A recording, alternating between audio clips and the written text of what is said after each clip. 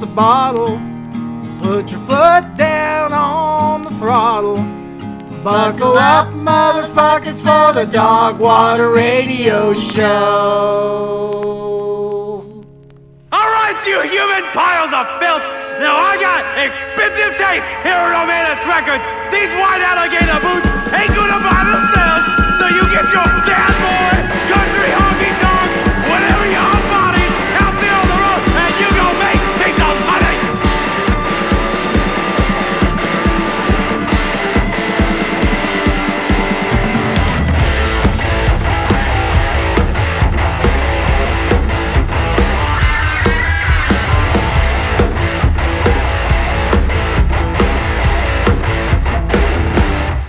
It was another great day in that city of play. You know them swampies got their heads up their back way. We took our drums and guitar to a damn techno bar. Them kids these days don't get tricky sway. Barman said, excuse me ma'am, can't bring that crap around. We traded rock and roll for all night each day. I said, well that's okay, we don't mind anyway. You go to hell, we're gonna lose our say.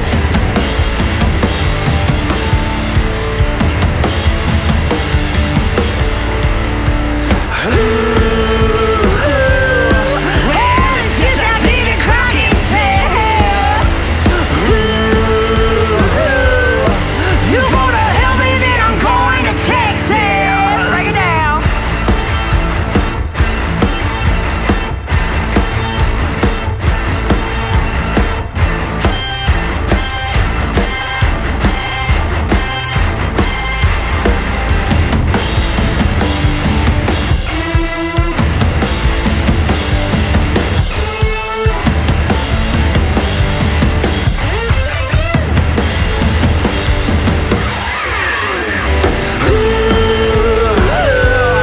Well, it's just like David Crockett said. You go to hell, baby, I'm going to Texas. Well, it's just like David Crockett said. You go to hell, baby, I'm going to Texas.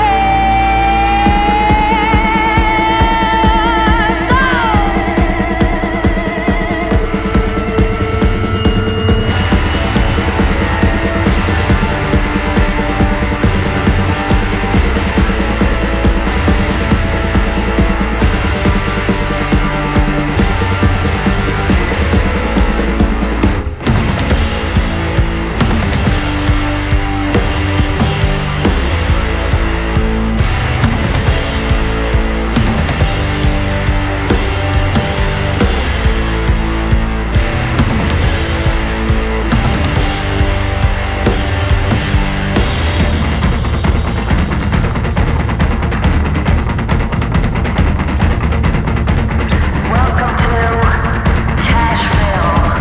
Welcome to Cashville. Now this one's for Waylon, and this one's for Willie, and this is for the great towns Van Sant. And good old Steve Earle, cause the judges in his world, will he be the king of fucking Nashville?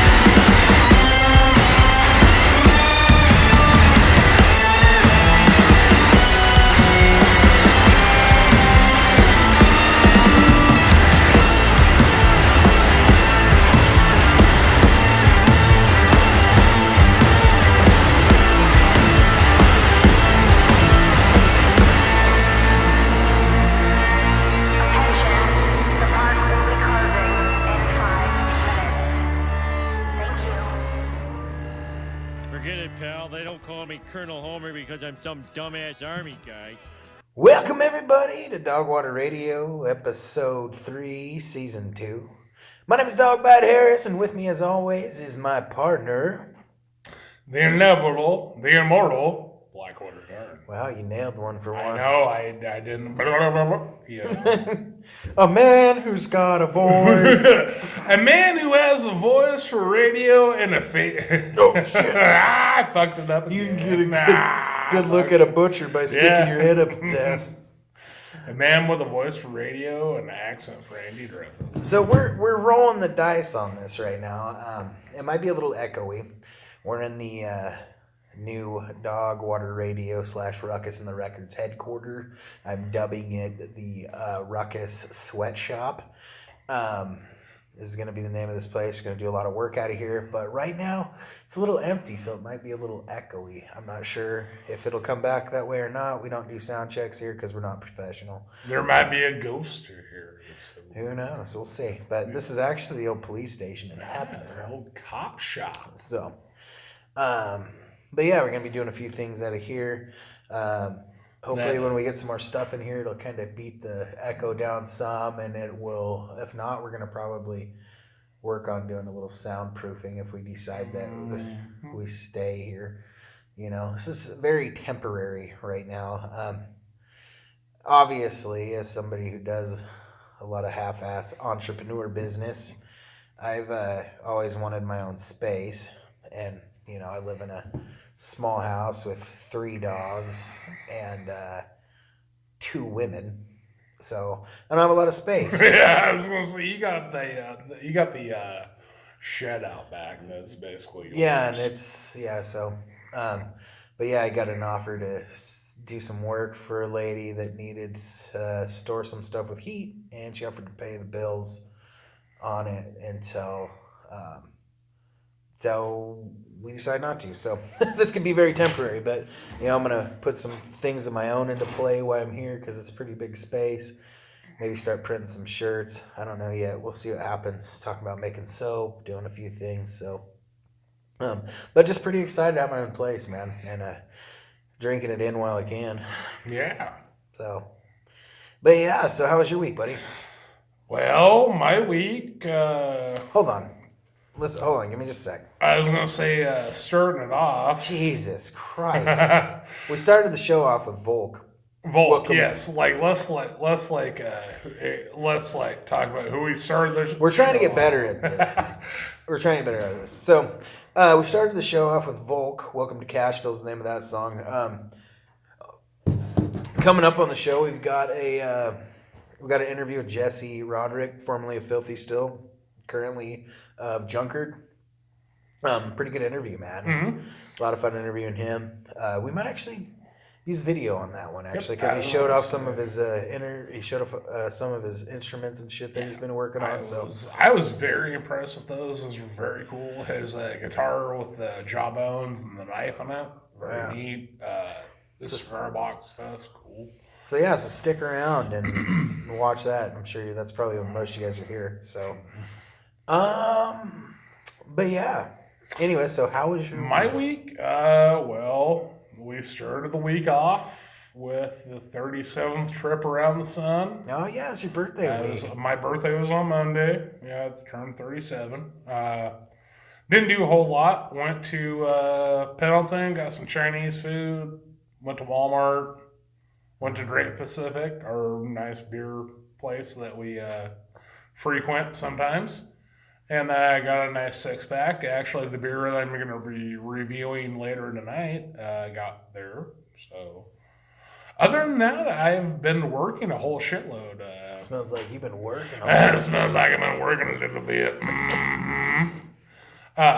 Yeah, just been working quite a bit. It's the end of my season. It's last month, so it's pretty busy. Wow. Been kissing ass and, shaking hands. Shaking babies and kissing hands. Hell yeah. So, how was your week? Oh, it wasn't too bad. Working a lot, man. Sucking the corporate teat, if you will. Not the teat. The teat, not the deek. The mental health teat. The teat, not the deek. Yeah, so my boss is currently on vacation in Florida, and kind of like Ted Cruz. No, he went to Mexico. He went to Mexico. Well, it's about the same damn thing. But yeah. A crisis, and they leave the country.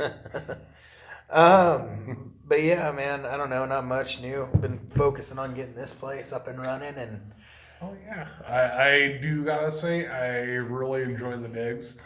I was never one to be in the cop shop when I was younger. and this is not my first time here. Just like you're second home, kinda.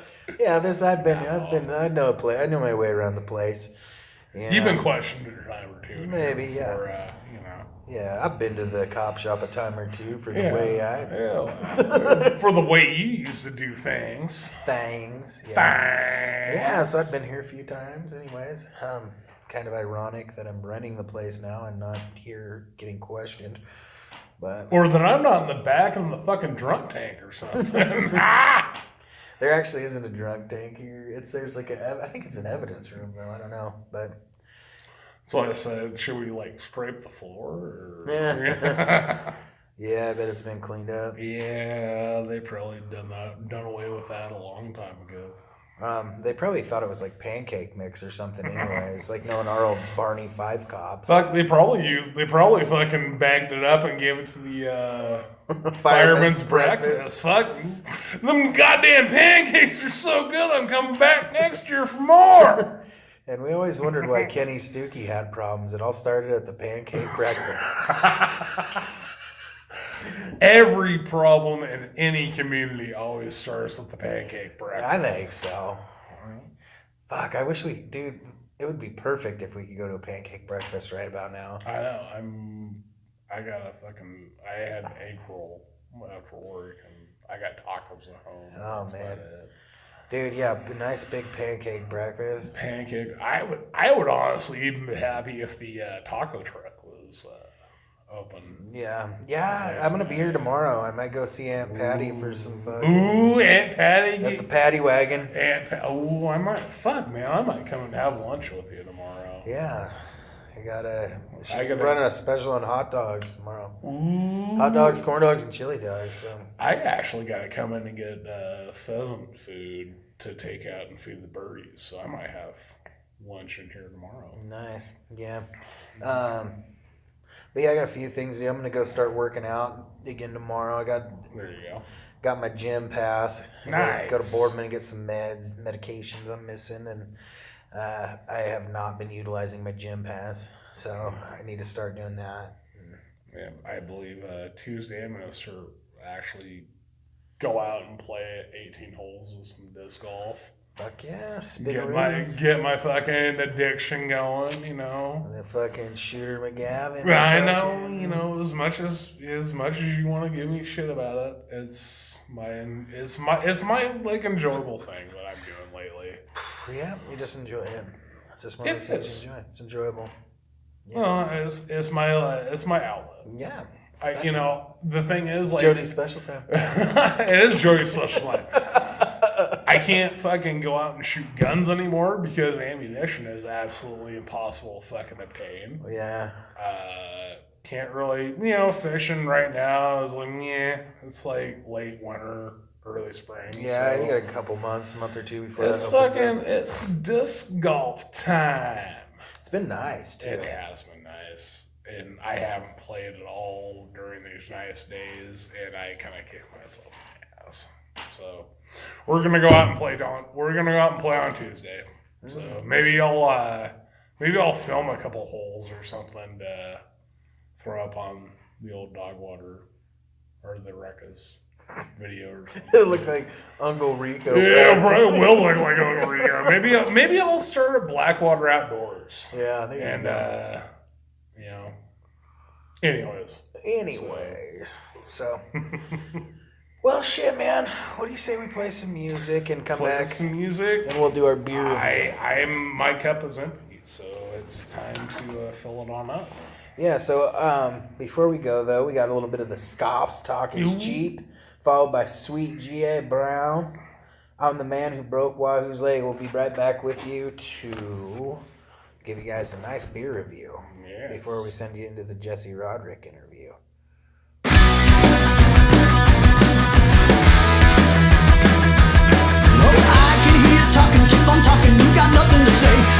shooting off your mouth about me anyway. Keep the laughs coming, keep your mouth running. I'll do my best to always give you something else you can talk about. Oh, I can hear the whispers from your sisters in the hen house, and they just keep on talking, never stop to get the story straight. Keep the dirt flying, keep your tears crying. I'll keep on trying for a little bit of truth in your lying now.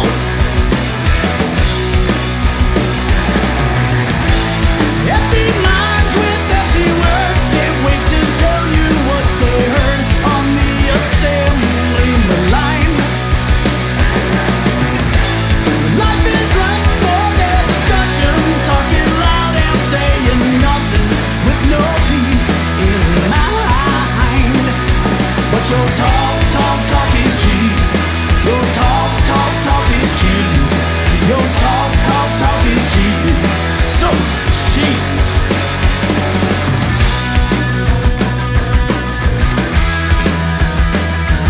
The blindness in your outrage is outrageous, a contagion of anger. So misplaced of nothing sacred in this modern age. Keep it all easy, keep it light and breezy, so all the simple people can be proud of all the silly conjecturing. The choir's got a preacher fixing, and here comes the sermon again. Recite the lines you learn by rote and blood amongst your friends. Keep your jaw swinging, keep your hands ringing. I'll keep on living with the reason why you're greasing the squeaky wheel.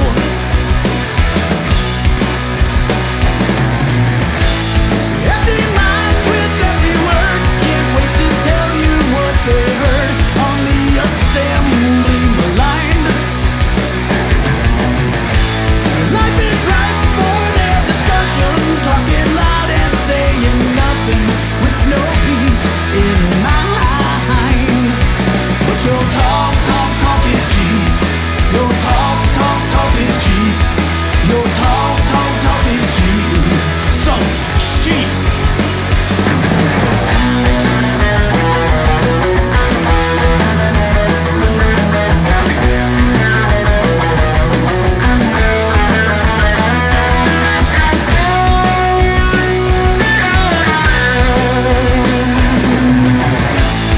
Empty minds with empty words can't wait to tell you what they heard on the assembly line.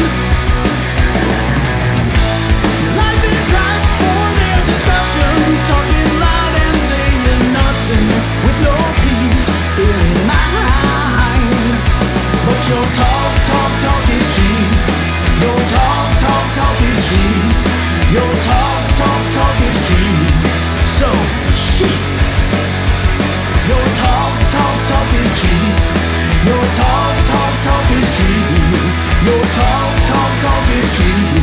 So cheap. Cheap. Was Sinead or rebellion? Shock me with that deviant behavior. That is so clever. I swear to God, you get smarter the shorter your skirt gets. And you get smarter the shorter your hair gets, so it's probably a good thing you went with that. Yeah. It's a wonderful look for you, darling. Thank you.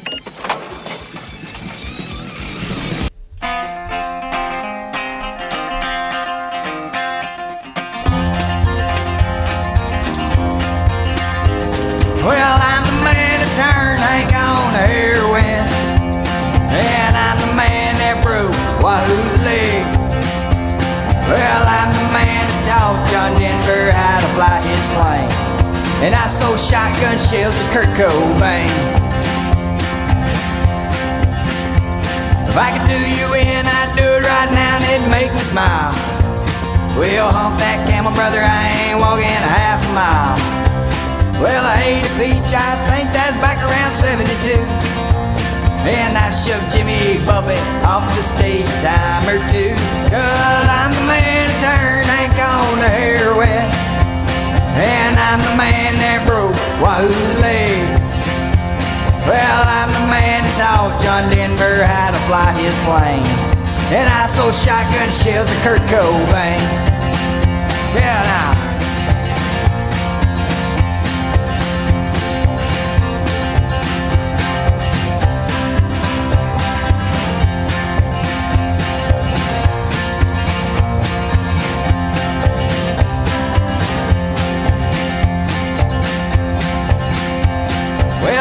old Hendrix over in his sleep for snoring too loud. And there's a few other things that I've done that I'm not too proud. I went mountain climbing with the old Bo Stevens and I pushed him down. But I did him a favor cause I think I kinda turned his career around. Well, I'm the man that turned Hank on to heroin. Yeah, I'm the man that broke Wahoo's leg. Well, I'm the man that taught John Denver how to fly his plane. And I sold shotgun shells to Kurt Cobain. Yep, yep.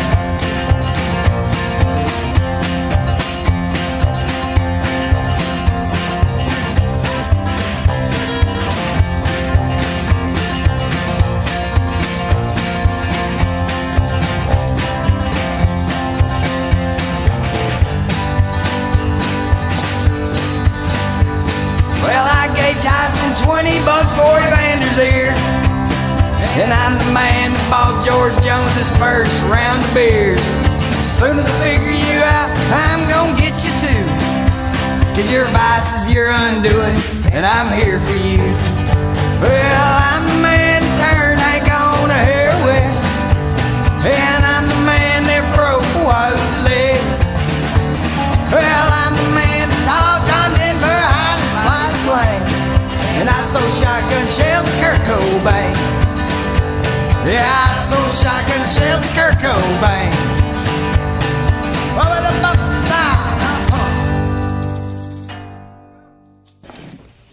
Well, what's the matter, beautiful? You're meaner than a dog shitting tacks. We put everything into this place. We could have retired in Hawaii. I have been to Hawaii. Which island? Come on, I want to lay you. I find you disgusting. Well, just as long as you find me, dear. You want to join me, Miss Ruckus? Oh. Huh? What the hell? Alrighty, folks, we're back. That was the Scoffs Talk is Cheap, followed by Sweet G.A. Brown. I'm the man who broke Wahoo's leg. So, we're back. We're here. Gonna give you a beer review. I've got 2 rogues on tonight's show. And, folks, I'm running out of rogue. And from the looks of it, they're not gonna be putting out too much more real quick. So, I'm gonna have to start venturing out. So, if you got any beer requests that I try, or any, suggestions, yeah, let us know. You want to go first? You got that Charlie's Delight by Block 15. Ooh. I think I will. Okay. I've been, I bought this. I've actually wanted to try that for a while. I'm going to take a sip of it because I want to know. Our friends at Great Pacific, I don't know the guy's name. The next time I go in. See the little dude? The little guy. Yeah, he's awesome. Always fucking hooks us up with the best shit. Knows that both me and you do the podcast. Yeah, he's cool, man. Super cool guy. Very knowledgeable. I'm sorry that I don't remember your name. But Great Pacific in Pendleton, Oregon. Anybody's ever there? Great place. And this is Charlie's Delight. It's a play on Charlie and the Chocolate Factory. It's just like the Block 15 has been doing. It's a Charlie's Delight is a pear and maple upside down cake, over fruited tart wit style ale. Oh, it's a tart. Yep. I probably ain't gonna like it then. So brewed and canned in Block 15 in Corvallis. And let's see here. What does I say? Fruit on the bottom. Charlie says to gently roll and flip this can before pouring. Nope. Store cold. You already fucked that up. No, I flipped it. Pour cold, store cold, and drink within 3 weeks of canning. Well, I'm not sure if the canning date on this and me drinking it is actually going to line up. But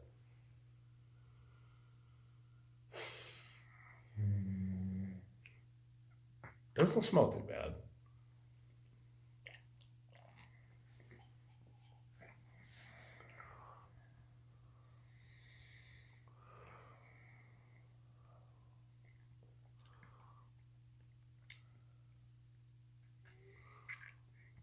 The first initial mouthfeel this really peary juice.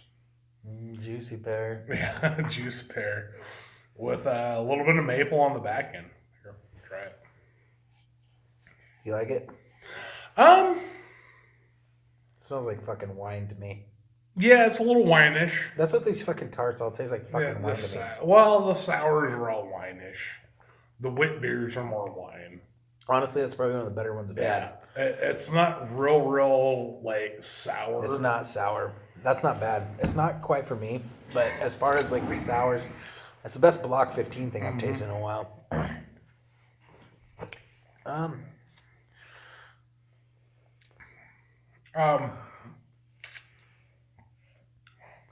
I'll give it a good 3.5. Yeah, I think that's what I would give it I to. was gonna say it's not bad. It's an easy drink though. I think I could chug that fucker down. Like I think like if I hadn't already drank a little bit earlier today, I think it would be a little bit different. By a little bit, he means like 7 beers. I didn't drink 7 beers. 5. Yeah. 4, maybe. 6 counting the one you're on, I think. All right, well. And a whiskey too. So we're not talking about. And that was probably filled with something, that Bud Light glass. But so I got one that's been around for a minute. I grabbed it because I haven't tried it, and I'm a rogue guy.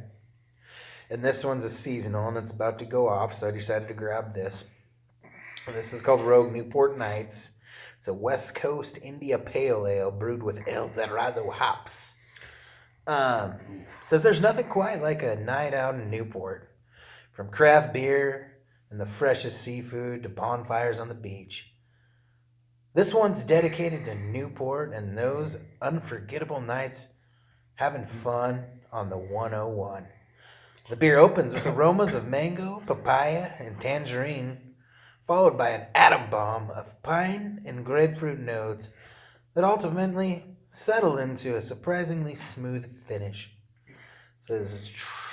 So basically, it's gonna be it's gonna be like a decent like first drink, then it's gonna be just a ball kicker of fucking hops. Who knows? It sounds kind of good. Maybe not. Remember Like, that Combat Wombat was kind of along yeah. Oh, this kind of smells a little Combat Wombat-y.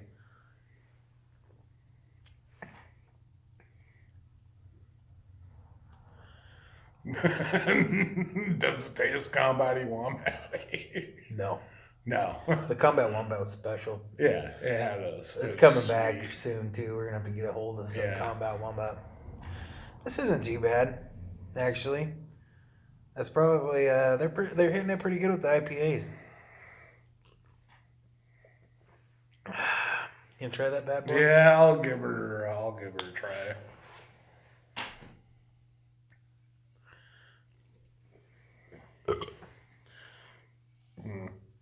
Not for you, probably, huh? I didn't figure that. I like IPAs. Not at all.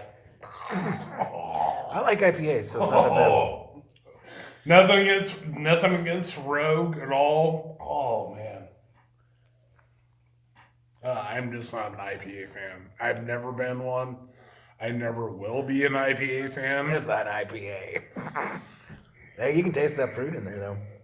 I kind of like it. I wish I had a little more though. It's smooth. All I got on the end of that is fucking hops. It's a smooth beer.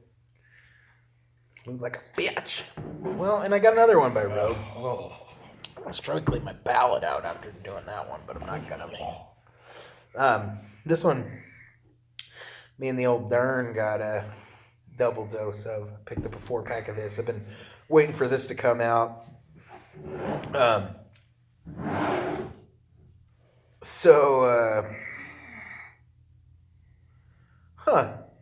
Let's have a little fun, shall we?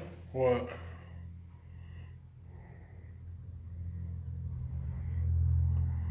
On the bottom of this can, it says, "Want to chat? Text us at 541-819." Hey, yeah. I'm gonna fucking text this number. You should. Can 12121. So we got the Shakespeare Stout on Nitro. For those of you guys that know a bit about Rogue, Shakespeare Stout was the first beer I think they ever their first stout. Well, I think it was their first beer ever. Oh, really? Mm-hmm. Started with the Shakespeare Fest in Ashland. That's right. I better make sure I got this number right. I'm texting this motherfucker at 9 at night. But this is... Hi, Bethel! What are you talking about, beer? So, come lick my old lady pussy. No. So this is, I just texted, hey, let's see what comes back. I bet it's some automated thing. Got your number off the bottom of a can. So what type of things do you like to do?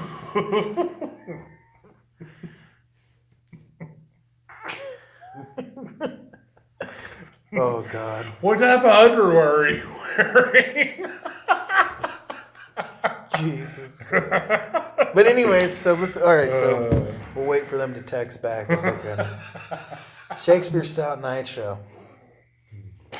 So let's see. I'll eat track yours first. Ooh, that actually does sound like a little bit more of a nitro.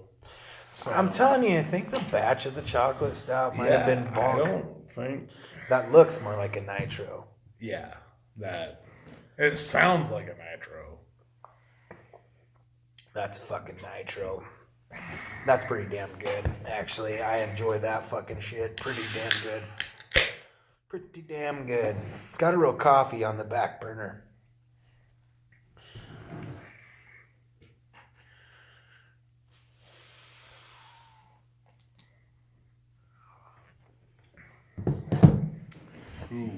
But yeah, it says, like every true classic, this beer is worth discovering anew. A new year after year. 3 decades ago, we brewed this award-winning stout to honor Ashland, the birthplace of Rogue and home of the Shakespeare Fest. Drink it straight out of the can to see the cascade of tiny bubbles open. Blah, blah, blah, blah, blah. But yeah, it says chocolate roast. This is good, man.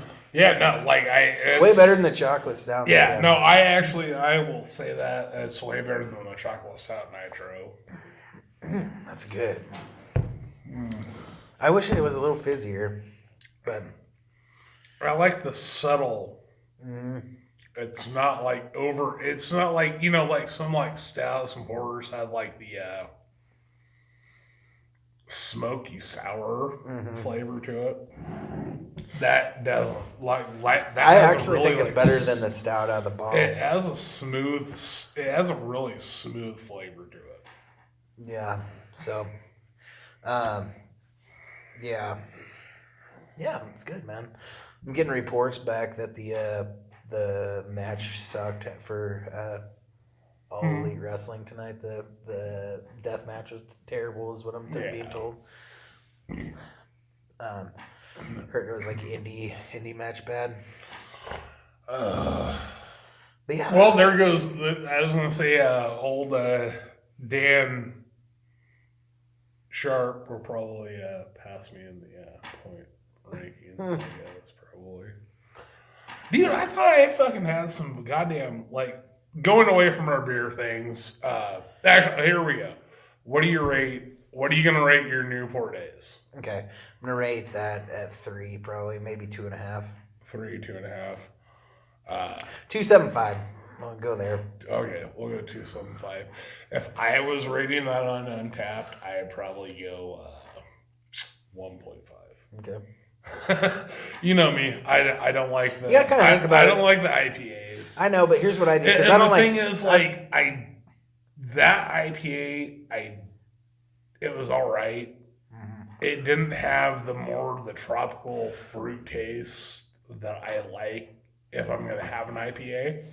Well, you know what I'm saying? Okay, so here's how I do it too, because I don't like sours. You like sours, but I think to myself, This is a good sour, though. Mm-hmm. You know, that's a pretty good IPA. And that is a good, and I will give that. So I would probably, I try to rank it like somebody who likes sours would rank it, you know. So that's why. I'll give it a 3.5. Yeah. Actually, with you saying that, coming back, that is a decent IPA. I'd actually probably it's not a overly powering, piney IPA. I think it went down for me because that fucking Newport, that Shakespeare Stout is so good. Mm-hmm. It's really good. My Charlie's Delight, I'm gonna give a 3.5. That's what I give it a 3.5 too. I'm gonna give it a 3.5. It's not one of the most fantastic fruited beers that I've ever had. I think the maple finish on it, the maple hints on it, is a little bit too much. I think the pear would have been just perfect. Yeah.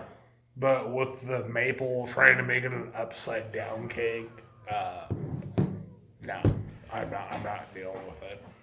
It's pretty good though, man. It's really smooth. Yeah, I could pound down that thing pretty quick. I'd feel like garbage. Yeah, I think if I drank a 6-pack of this, I'd probably like. I think if I drink more than one, I'd feel. You need like a insulin shot or diabetic coma type deal. Probably, yeah, for sure. But yeah, I'll give it a 3.5. 3.5. 3.5. 3.5. 3.5.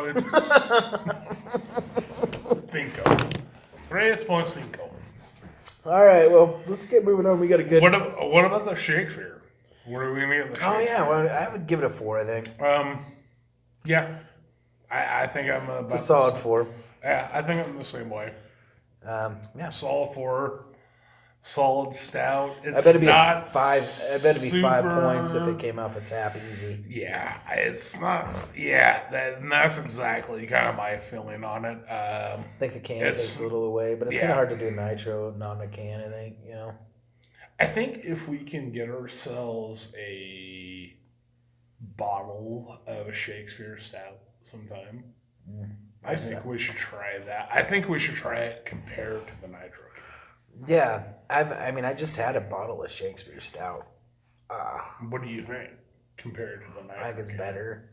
The bottle? Nah, I think the can. Yeah, but I don't know. The bottle's good too. But the thing is, you can taste like the chocolate stuff and the flavor really pops more out of the can with this can. But the bottle, it had that fizz I like. But it was a little blander. There's a lot more flavor in this can for some reason.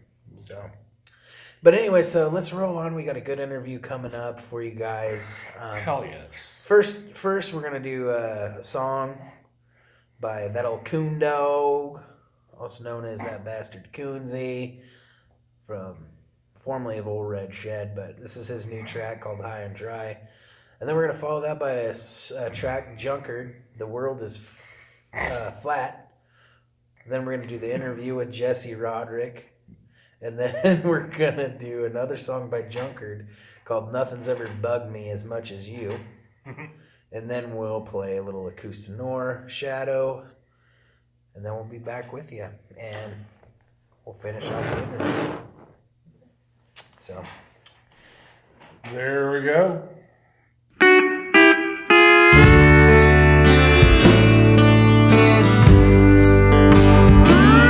Smoky taverns and whiskey to soothe me, a little smoke to settle my brain, a good woman for a good kind of loving. It's all that seems to take the pain. I ain't walking straight like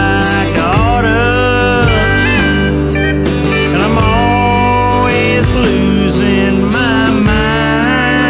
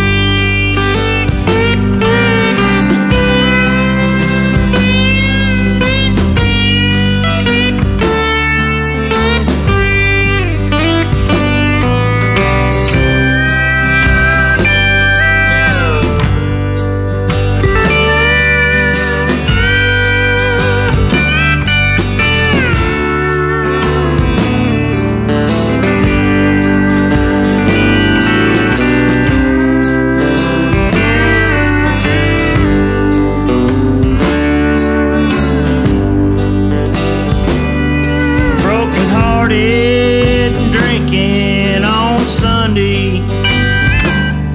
It's a hard kind of road I've been on, but there ain't much to do for a heartache, except a headache and a honky-tonk song.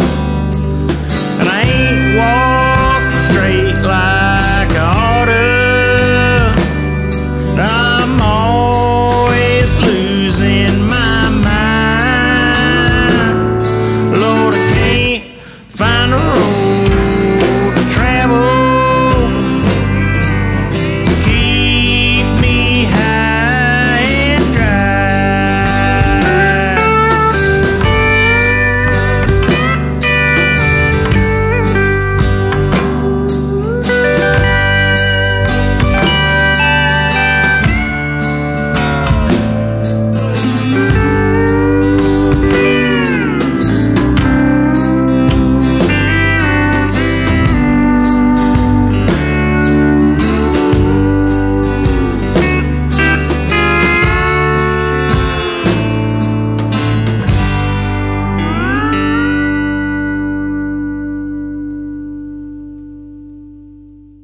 this fight to him, I was going to rip his heart out. I'm the best ever. I'm the most brutal and vicious and most ruthless champion there's ever been. There's no one can stop me. Lynx is a conqueror. No, I'm Alexander. He's no Alexander. I'm the best ever. There's never been anybody as ruthless. I'm Sonny Liston. I'm Jack Dempsey. There's no one like me. I'm from Nairclaw. There's no one that can match me. My style is impetuous. My defense is impregnable. And I'm just ferocious. I want your heart. I want to eat his children. Praise be to Allah. Are you saying now, Mike?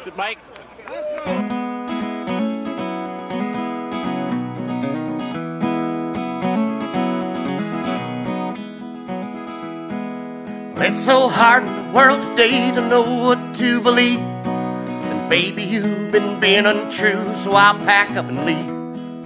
I ain't bringing logic or reasoning or sense. I'll just take a guess and let the quest commence. Oh Lord, well I hope the world is flat, so I can jump and fall forever and never come on back. If I died doing what you said I never could, when do you admit I'm right? Like before you never would. So now I'll go where the water meets the road. I'll steal the boat and row till I grow gray and old. You know I'll think of you when I finally reach the end. I scream I told you so as I float off of the edge.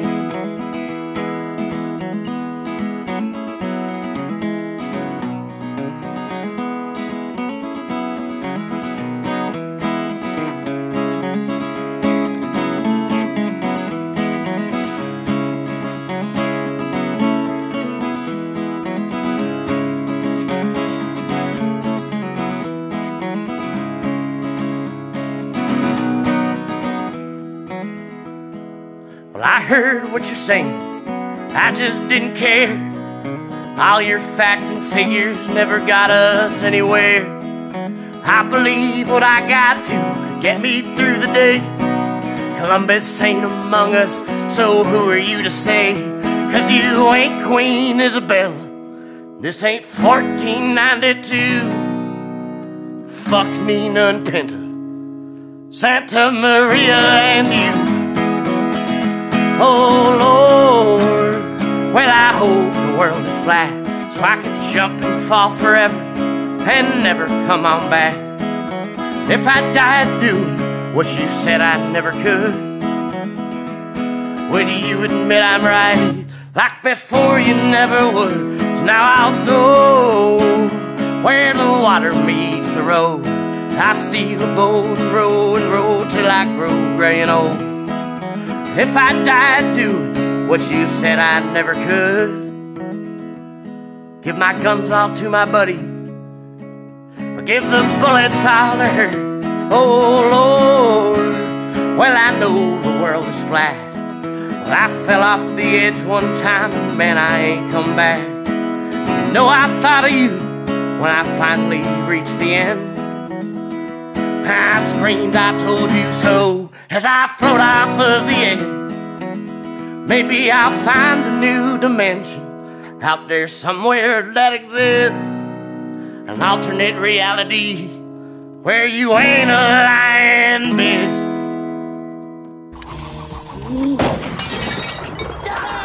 Go, stop! One more, shotgun. One more, shotgun. Wait, hey! Get out of the shot! Dishes are done, man. Cleans them down to the shot.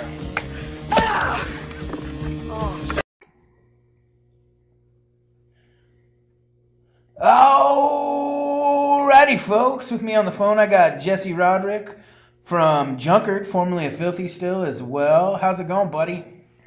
Going great. How are you guys doing? Oh, not too bad. So you got a new project going on, I see, which is hence part of the reason that we got you on here. You want to talk a little bit about Junkard? Yeah, I mean, basically, it's all junk instruments. It's kind of like a Filthy Still vibe, but you know, I've been playing all the instruments right now, so it's not as good. Right on. How long have you been working on this? Basically just the pandemic. You know, I've been fucking with it. I mean, I've been writing since a long time, but I just started recording probably during the pandemic when everybody was kind of cooped up. I had to do something. Yeah.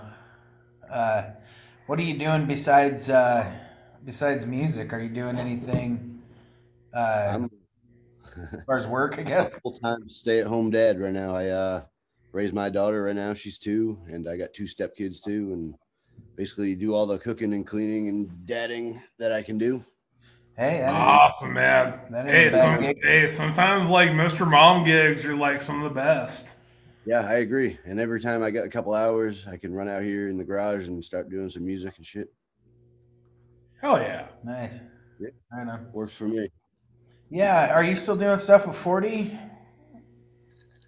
Yeah, me and 40 definitely still hang out every couple months, every once in a while to do something. We just did Moonrunners virtual fest with them, and then that was a good time. Right on. Where are you based out of these days? I'm in Kentucky right now, right out of Frankfurt. Yep. Okay. How'd you guys fare with some of the winter weather that we've had the last month or so? We got snowed in pretty good. Our driveway is real steep, so it's like once the snow hit, we couldn't get in and out. But it eventually cleared up. It wasn't too bad. Power never went out. Or anything? No, we didn't lose any power at all, so we were lucky in that sense. But yeah, crazy weather. Sometimes it's a blessing to get snowed in. Yeah, I mean, I wasn't going nowhere anyway, but I guess it was. Well, right on. So, going back to the Junkard album, I noticed some of those songs you put out already, didn't you? Yeah, I put some of those out on like a solo album I was doing just as like a demo. And then when I finally got enough for a full-length album, and I decided I didn't want to just go by my real name or whatever. I just wanted to kind of make a real band out of it and hopefully start making music videos and shit like that. But yeah, I used about half of it was already released on a solo album. Right on. You see yourself ever touring again if this pandemic lifts? Yeah, I mean, I'll tour somewhat, but it's not going to be like the old days, that's for sure. Like, we're going to be all year long, and I don't think any band's going to be able to really do that anymore. I don't know.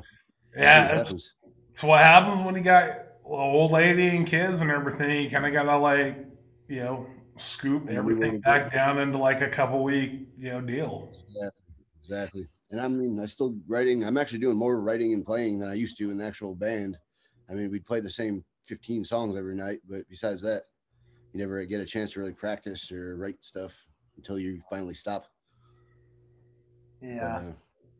Yeah, it's kind of hard to write and practice new shit when you're touring as much as you guys were. I actually kind of imagine that to an extent when that ended for you, it might have been a bit of a relief just to get a little bit of a break and live a little bit of normalcy, you know?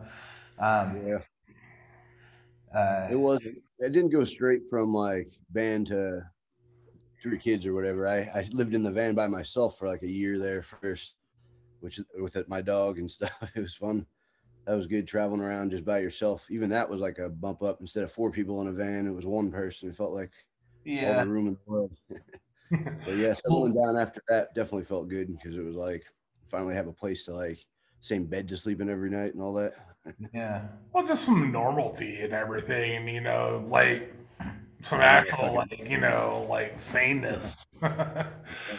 Exactly. Now, with like your Junkard instrument, with your Junkard deal, what type of instruments are you playing? Are you like doing like cigar box guitars or just like normal acoustics? And yeah, I mean everything's either modified or homemade. Like I get. As long as I said that, I was going to say, I assume you got a cigar box there up behind you. Yeah, that's cool. That is sweet as hell. Yeah, that's cool. So what's that you're holding? I play back there's some other junk or whatever. I'll grab out if you want, but it's all just stuff I'd make out of junk. I don't have like money going on right now at all, so I'm just making. Grab some stuff and show us. Man. I wasn't gonna air this as a video, but you got so much cool shit behind you. We might as well. Yeah, like that's. Look at it. It's hard to get to right now, but I'll grab something cool. I doubt it's super in tune or anything, but that's the banjo BB gun right there. Oh man, that's sweet. I used to have the same type of BB gun when I was a kid.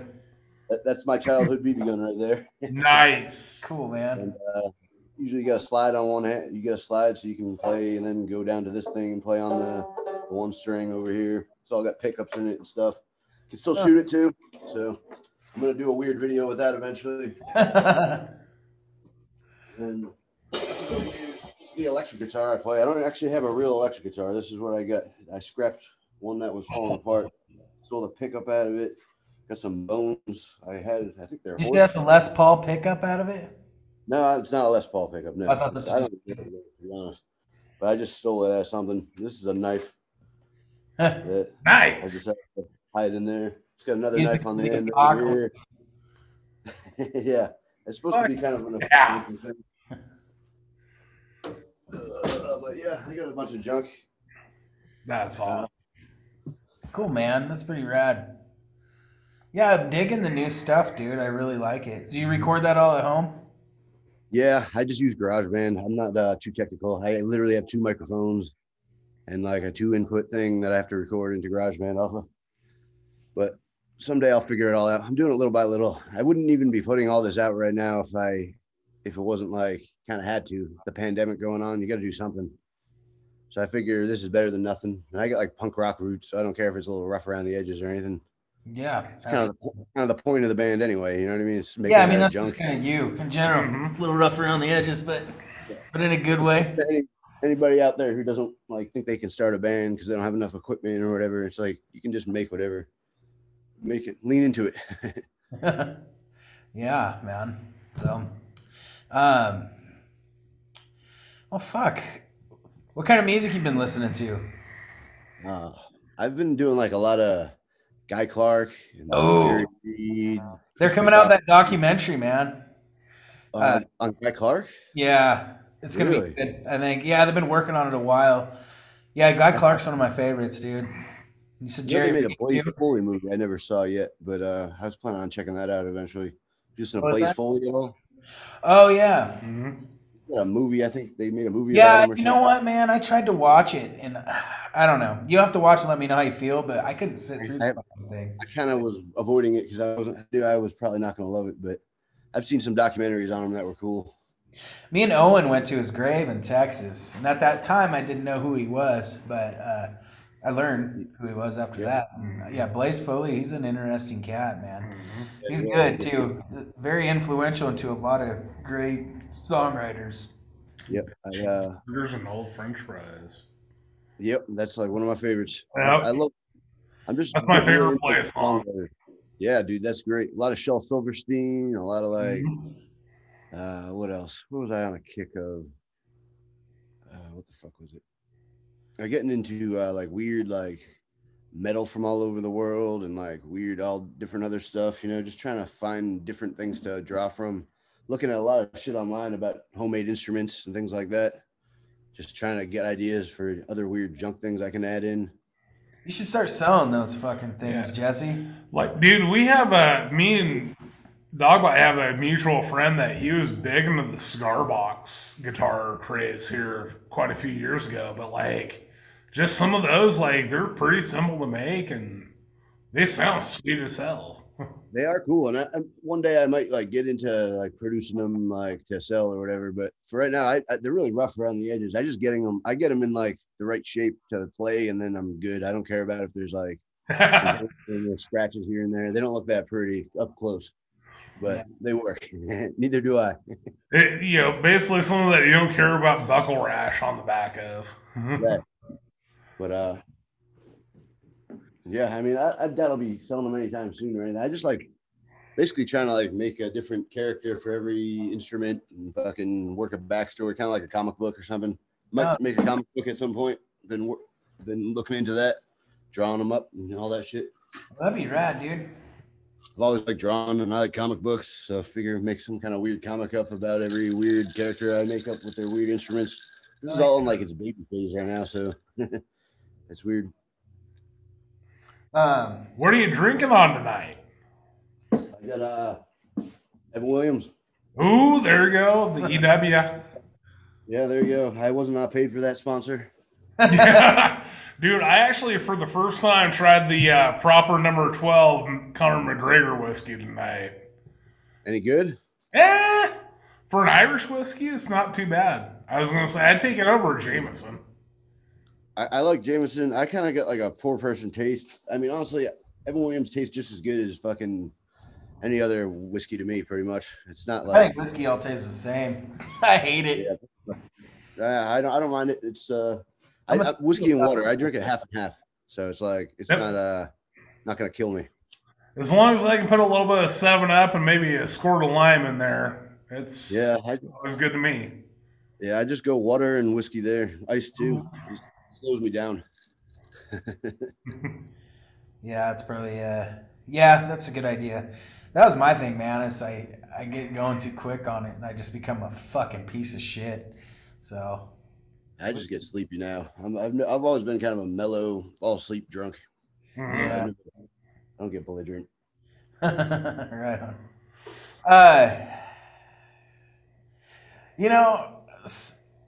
I'm going to try to avoid a few things, but I do want to talk about how much I loved your project, PG Allen.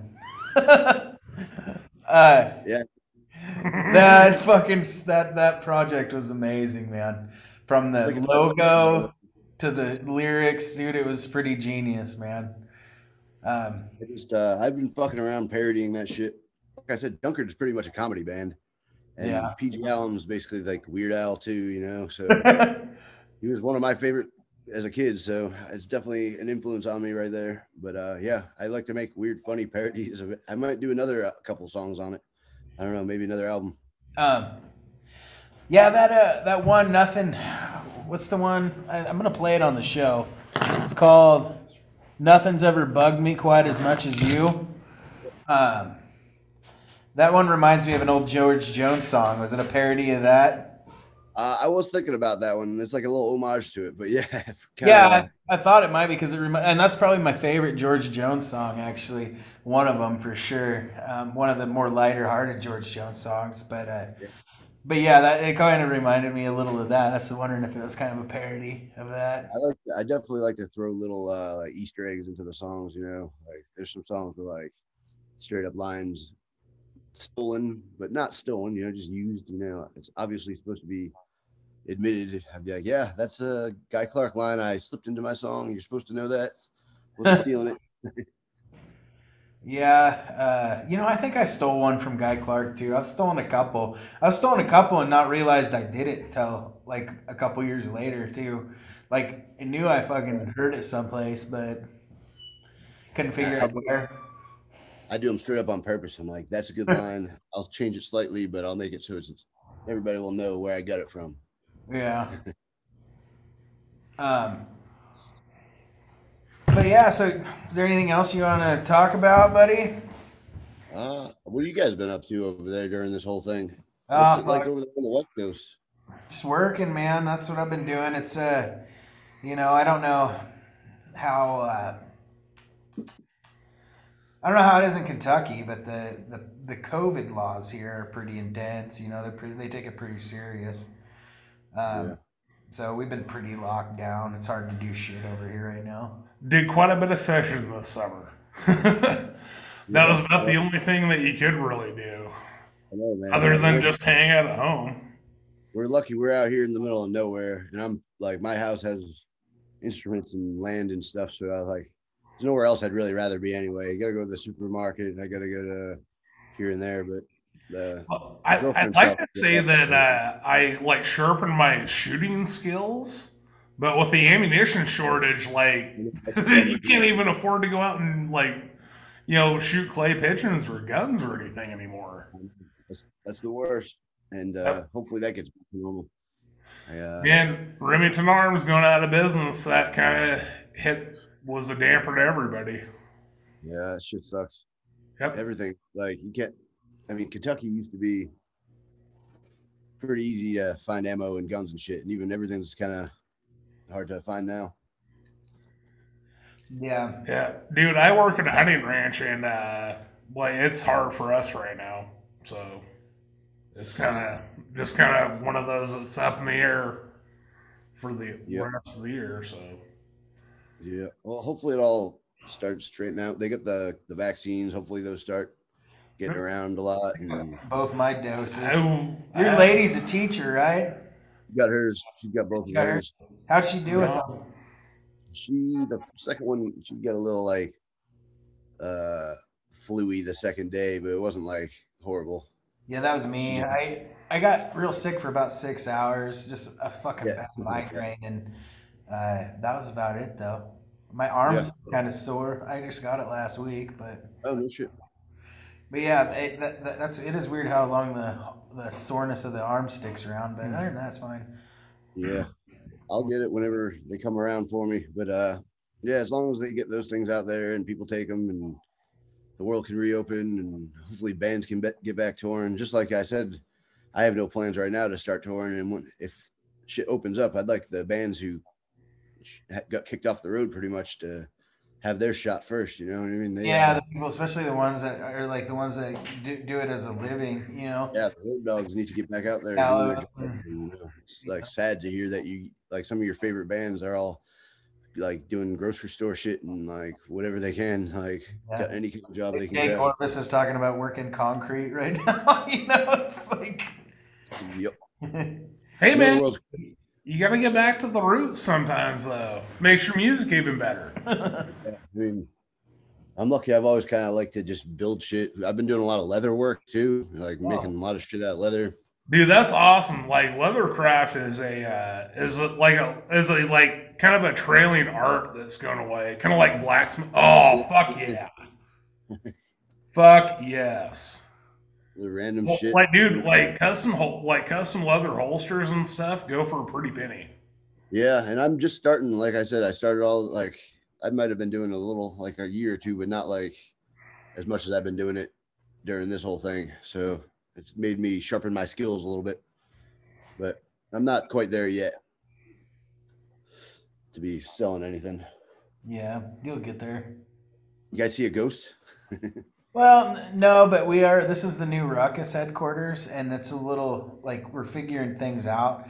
So the door doesn't shut right, and the bathroom doesn't work. So he just went outside to take a piss, and the door's open, and I don't think he wants to go shut it because fucking it makes a lot of noise when you shut it.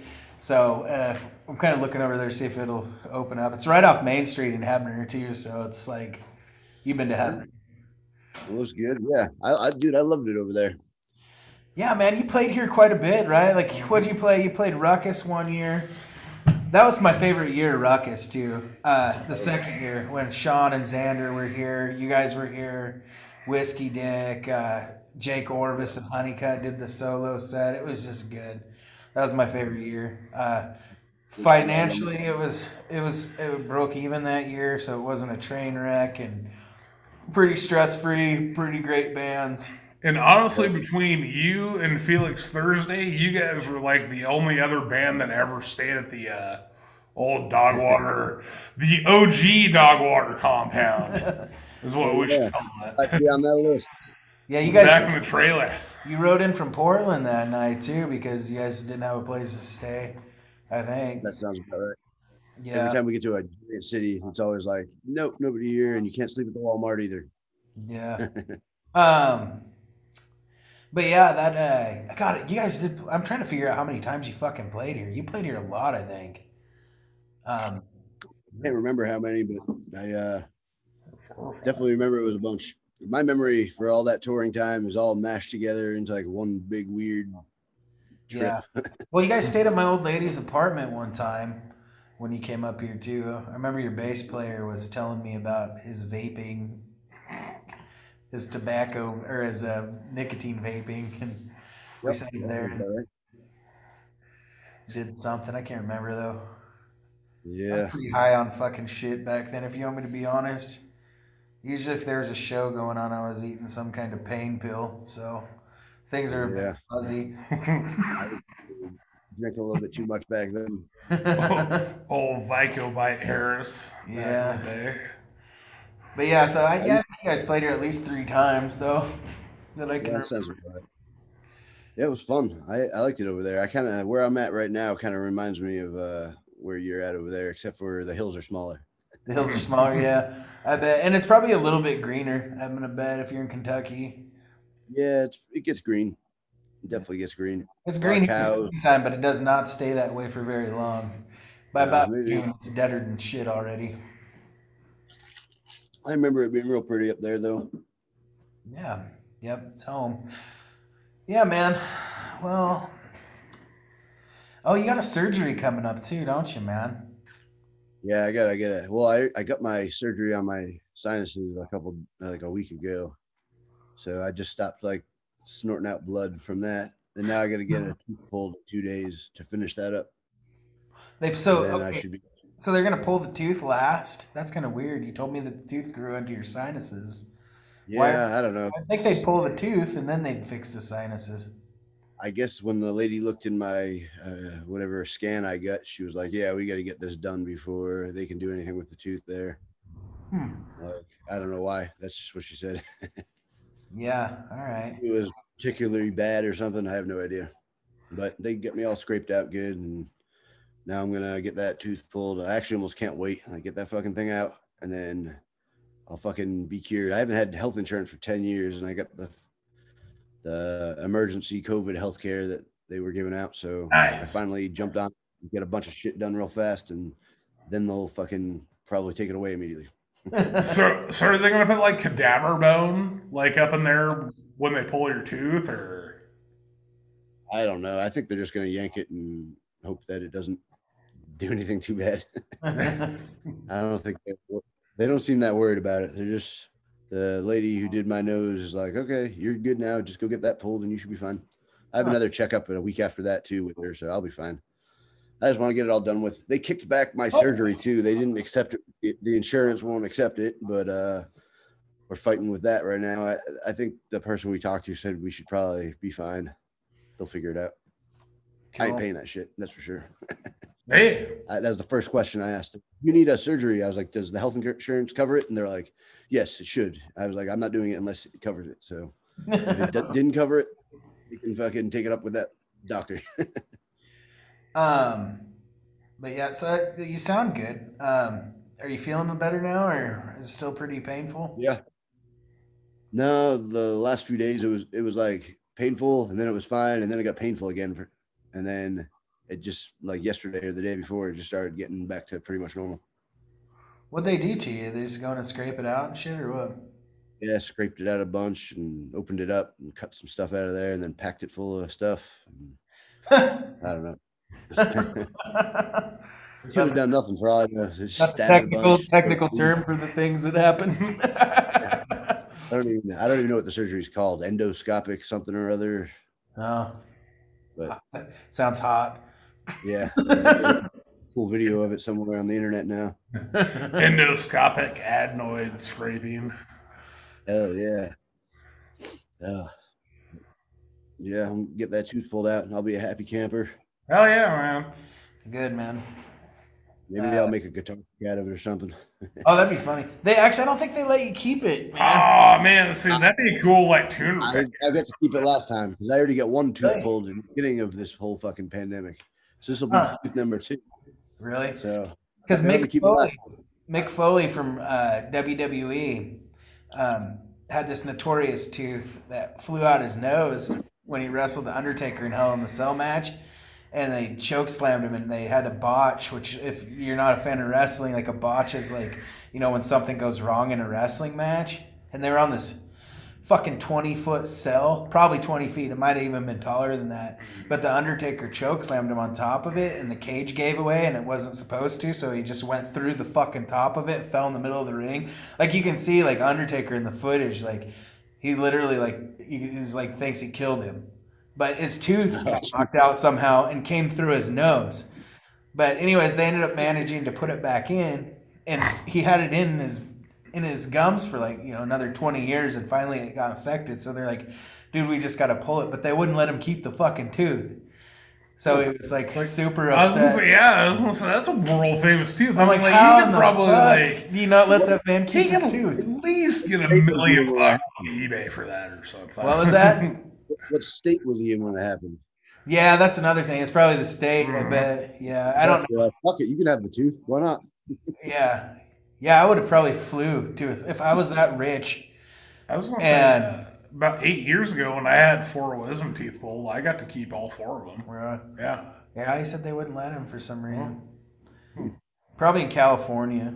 Maybe because he's famous, they're not really. If they know nobody really cares, they're like, sure, take the tooth, whatever. But they don't want it all over the news. The dentist office gives out fucking teeth after the Yeah. Dentist office gives out teeth for people to sell the spray paint can companies for the raffles. Yeah. A bunch of Christians are going to be, picketing dentists soon. Oh well, it gives them something else to pick up besides Planned Parenthood. So there you go. Maybe he should have done that. Nah. Yeah. Fuck. Yeah, I'll get that done. I'll be happy, and I already have like another album's worth of material ready to go, so I might start recording that soon. And like, since I can't really tour too much anymore, and nobody really can, I think I might just be the person that just writes 1 million songs and records them all and puts them all out and just see what happens. So the next few, are you going to go kind of along the same style? Like you said, you kind of think these ones are funny, or are you going to go a little more serious ever?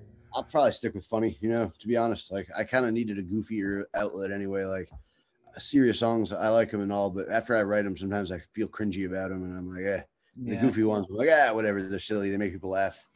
I can listen to them myself without being like, ugh. Yeah, you probably think it's cringy because you're putting yourself out there. It's a lot easier to write a goofy song because you're not putting your feelings out there. I'll stick with easy. But yeah, it's kind of funny. You listen to all this Guy Clark and stuff like that, but you're more happy to put out a little funnier lighthearted stuff. He's got a lot of funnier ones too. He does, man. I actually like that. Same with John Prine's kind of the same way too. I love John Prine. He's one of my favorites, and that's like, if you can do serious and then put up against like 3 funny songs and then do your serious song, like on the Junkard album, there's a serious 1 or 2 in there, and I just kind of like sprinkle them in there. Most people can deal with 1 or 2, but like if you put the whole album of like sad bastard songs, unless you're George Jones or something, it's hard to pull off, you know. Yeah. But I don't know. George Jones. I think even George Jones did that, man. Yeah, you listen to a little like a white or something like our high tech redneck in there or something. I think they all kind of knew that they had to even them out a little bit until certain people got like pegged as the sad guy, and then all their songs had to be sad after that. You know, I feel like Townes Van Zandt fell into that hole. You know. Yeah. You're right. And he probably, I don't know. He kind of. I feel like he had some funnier ones too in his early days, but I can't remember. There's some talking blues songs that were funny, and there's definitely funny in there. And honestly, I don't listen to him for his funny, really. Like when I'm sad, that's where I go to. I want to hear another person who's sad in the same mindset, you know? Yeah, he lived that shit, man. Townes Van Zandt was definitely an interesting character. He huffed fucking rubber cement for so long he glued his mouth shut. Well, hell, if we're going to talk about huffers, then Jessica White's the fucking huffinest king of the world. So Yeah, but or Dee Dee Ramone maybe. Oh yeah, was Dee Dee a huffer? I was not too much into the Ramones. Yeah, I was definitely a Ramones guy. I liked them as a kid. I still do. Yeah. Hey, I didn't know that he was a huffer. That's funny. Yeah, I mean, all the kids want to sniff some glue. He definitely was sniffing some shit. Gabba gabba wee, gabba gabba hey. Yeah. I'm gonna keep chain smoking. I got like a couple hours off tonight, so I'm gonna just like drink and smoke the whole fucking time. That'll help your sinuses. I'm gonna pretend this interview's still going on like an hour after you even log off or whatever. Just to get away. That's cool. It was a blustering 4.5 hour interview. Yeah, guys, they might edit it short, so don't be surprised if the interview comes out a little shorter than I was out there for. It was an Oprah interview. You're getting a TV. You're getting a vacuum. You're getting a car. God damn, Oprah, when are you coming to my house? Well, yeah, I'm glad to be talking to you guys. Who'd you have on last time? I was going through your library. We had Abraham and the Old God. You know that guy? No, I don't know him. I'm going to have to check that out. Yeah, he's good, man. He played fiddle for Lauren Walker Madsen. I don't know if you ever did any shows with Lauren. No, I didn't, but that's awesome. Who you got next? I don't know who we're gonna do next. Actually, I've got for the double talking because I do one that's a little longer. I'm gonna actually do a little different style. I got a stand-up comedian coming on this week. Hell yeah. And I've got I think I'm gonna do this kind of in-depth interview with my trans friend who grew up in Hebner, and we're gonna kind of talk about her experiences, and I'm gonna kind of ask her some harder questions. I think too, like maybe some stuff that. Yeah. Sounds good. Yeah, and then I'm trying to think. We've got some other people. I think Gary Lindsay's agreed to come on. We just don't know when. Bob Wayne's agreed to come on. It's been great, man. Like, we started out kind of slow, but we've been getting a lot of attention over the last few weeks and been doing some stuff. Oh yeah, dude. We have a couple I'm local, sure anybody. couple local type folks that maybe will come on for a filler here or there. But yeah. Oh yeah. No, like that's awesome. Sure, a lot of people would be down to do it. Yeah, I think we're You gonna ever doing a monthly thing with Kevin from Stone Evergreen Travelers because Hell yeah. he works at he works for a weed farm, so we're gonna have him come on and talk about weed. And Awesome. I worked out west a little bit there, and you guys got it right over there. I can't wait till if they federally legalize, man. That'll be fucking great. Yeah, because to be honest with you guys in those Bible Belt states, like legal cannabis is going to be a long, pretty I can process, see I even would if say. it's I can imagine that even if it goes legal federally, you guys are still gonna have to fucking wait a while because you're gonna have to. It's gonna be like Footloose with the weed. You guys. I agree. And the one thing is it's a business thing where like even the businessmen want to grow hemp already. They want to grow everything.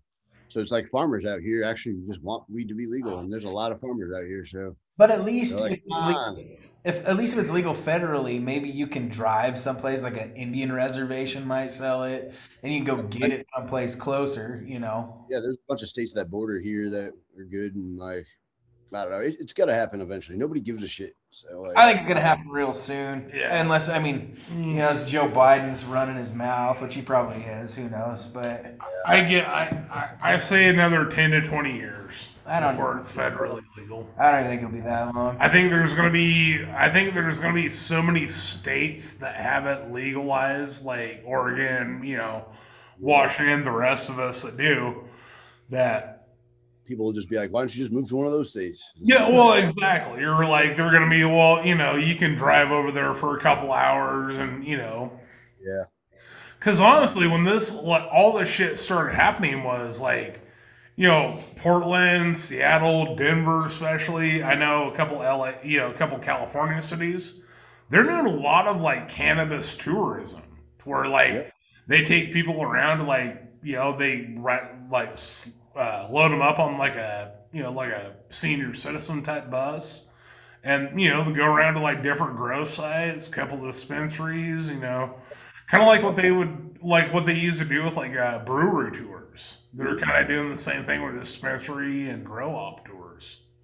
It's like, it's just goes to show it's really not that big a fucking deal, guys. Come on. It's just fucking... Exactly. It's a fucking plan. Yeah. It's not like you're fucking going out and, robbing banks and shit when you smoke it or eat it or whatever, however method that you take it. But I swear, like, half the Trump supporters I've ever met smoke weed themselves. It's like, Exactly. There are all these anti-weed people that I've never met. And the I guess they're probably all in church. I literally never met anybody who's like, people who smoke weed should go to jail. I've literally never met anybody. Even my most Christian aunt would be like, well, maybe let's just find them or something. Like, I don't know. Like, he needs a little bit of Jesus after that joint he smokes, and he'll be on the straight and narrow. Like, I have the same type of aunt. I have the same type of aunt, man. So well, all the aunts and whatever, you have children and nephews that are all like getting caught with weed. Like, wouldn't you rather they have that on their record?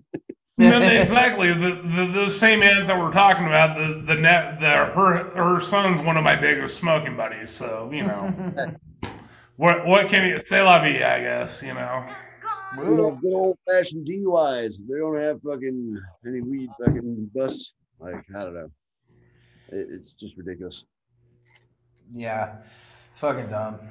It's just like, it's nobody's fucking business anyways what you do, as long as you're not hurting somebody when you're doing it. And the problem, weed isn't making anybody hurt anybody, Well, not to mention, like, I'd rather be putting money into like a small business's pocket instead of fucking some drug dealer who you don't know where the fuck his money's going or where he's getting it or what's going on there. It's like, yeah, exactly. Yep. Yeah, and you know what, honestly, at first the prices were a lot higher, but now it's cheaper. That was everybody's main hang up. It's going to be so expensive. Now it's fucking cheaper. Yeah, you get a gram for like $3. I bought an $80 ounce the other day. So like, back in the day, back when I first started smoking, like a fucking ounce is like $220. Mm-hmm. Like, it was shit too, full of stems, seeds, fucking. Yeah, you get an ounce of Bammer for. You get an ounce of Bammer for $80, but fuck, you had to pick through it for an hour, and you end up with about a quarter by the time you're done picking through it. Yeah, I mean, even like people who don't smoke should just know that people should just have the freedom to choose for themselves. You know what I mean? Exactly, and that's the exact point of it. Like, when I was in high school, what was harder to get, weed or booze when you're in high school? It was like.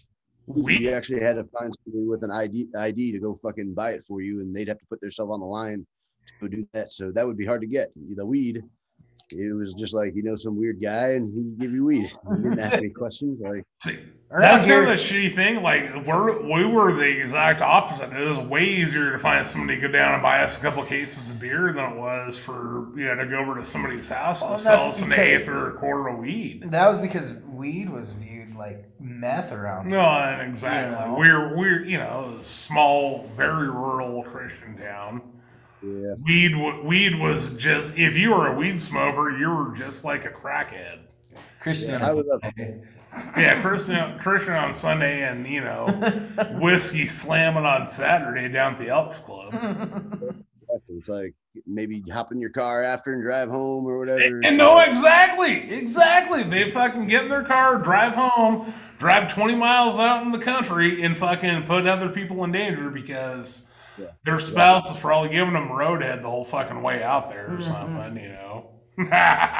I'm just like, I smoke. If I smoke, I'd want to just sit down and watch TV. Exactly. I'm not admitting that I do though, because I'm here in Kentucky. Well, isn't it the bluegrass state though? So like, that bluegrass, mixed with that good sativa. Yep. I don't know. It's stupid. It's one country. We should have like one law about it, I guess. I don't mind there being dry counties where they fucking don't sell and they don't have dispensaries and shit. That's fine. Yeah. If they don't want the town to have all those dispensaries around, I understand, whatever. But to throw people in jail for this shit, it's ridiculous. Yeah. Yeah, it's fucking dumb. Dumb. So you watch any good movies or TV shows lately? Not really. I'm kind of just rewatching old shit, Futurama right now, and Futurama. Whatever. I went through a thing I binge watched like all the King of the Hills last year. Yeah, I might do that one soon too, because I'm about to finish Futurama. Yeah, all the King of the Hills are on Hulu now. Yeah, that's I'm borrowing somebody's Hulu right now, so I think I'll use that for King of the Hill next. Yeah, King of the Hill is one of my favorites. King of the Hill, some Letterkenny on Hulu. Oh yeah, there's Letterkenny's on there. I'm not a huge Letterkenny guy. I love Letterkenny. I'm not either, man. I tried to watch an episode and I was like, this isn't made for me. Yeah, I'm a Trailer Park Boys guy, man. I like Trailer Park Boys, but Letterkenny just didn't have it for me. I don't know. Yeah, if I'm going Canadian humor, I'm going for the boys. See, I guess I'm just the exact opposite. I love Letterkenny, and I've never really been a huge Trailer Park Boys fan myself. So yeah, I mean, Trailer Park Boys started dropping off there at the end there, but I mean, it's still going, really. It is? All right. Well, never mind. That shows you're not too into it. I'm not. I kind of lost interest in Trailer Park Boys too, but I don't know. I liked it for a while. It was really good for a long time, but then I don't know. I moved on. Yeah. Maybe it'll be funny again if I checked it out. Yeah, it's not as good as it used to be. I feel like they started doing like guest stars and shit all the time, and I was just like, yeah. Okay. I was like, all right, whatever. That's kind of where it lost a lot of people. I kind of liked it though. Still, it's fine. It wasn't horrible. I've seen worse TV, but well, yeah, anything with our ex-president, on it was way worse. So. Yeah, CNN, like getting Fox News, CNN, Fox News, any of the old Apprentice episodes, that small scene in Home Alone 2. The one episode of Fresh Prince of Bel-Air. I guess Macaulay Culkin is like getting out of it. But yeah, I mean, I watch a lot of YouTube videos of like just old guy crafts, like leather work and fucking carving and like just any little thing I can do during nap time. Nice. You'll be getting into bladesmithing here in no time flat. Be building I already made new scales for all my knives and stuff. Oh, there you go. But yeah, I did the scales on this one and the leather sheath, but yeah, like sweet, man. What's the handle made out of? I don't even know, man. It's just a piece of wood I had laying around. Okay. Burned it all up. Cool. Nothing fancy, just not even laying around. Just like fuck with it until it's slightly cooler looking. Hey. Right on. But, well, shit, Jesse. I think we're about to run out of time on the old Zoom, buddy. So I probably should wrap this up. All right, man. I hope you best of luck with this whole thing, dude. I'll be listening to all the things when they come out.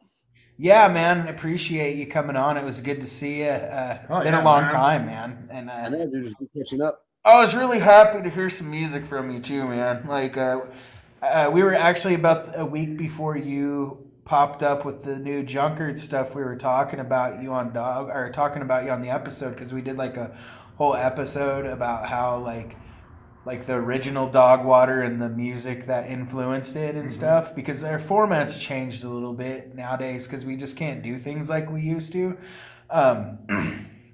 The laws have changed a lot. We can't play anything. Yeah, we don't have permission to.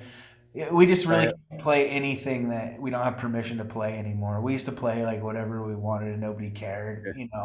Now if you play something.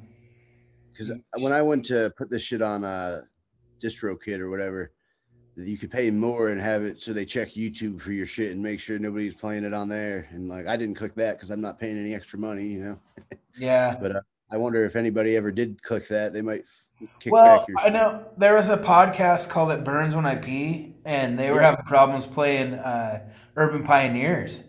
Yeah, because they might have clicked that button on DistroKid to get their. It's worth it if you're gonna make a little money off it. You kind of got to do it. I mean, Yeah, but it it's probably kind does of a fuck wicked with me. beast, man. The BMI shit and the ASCAP shit.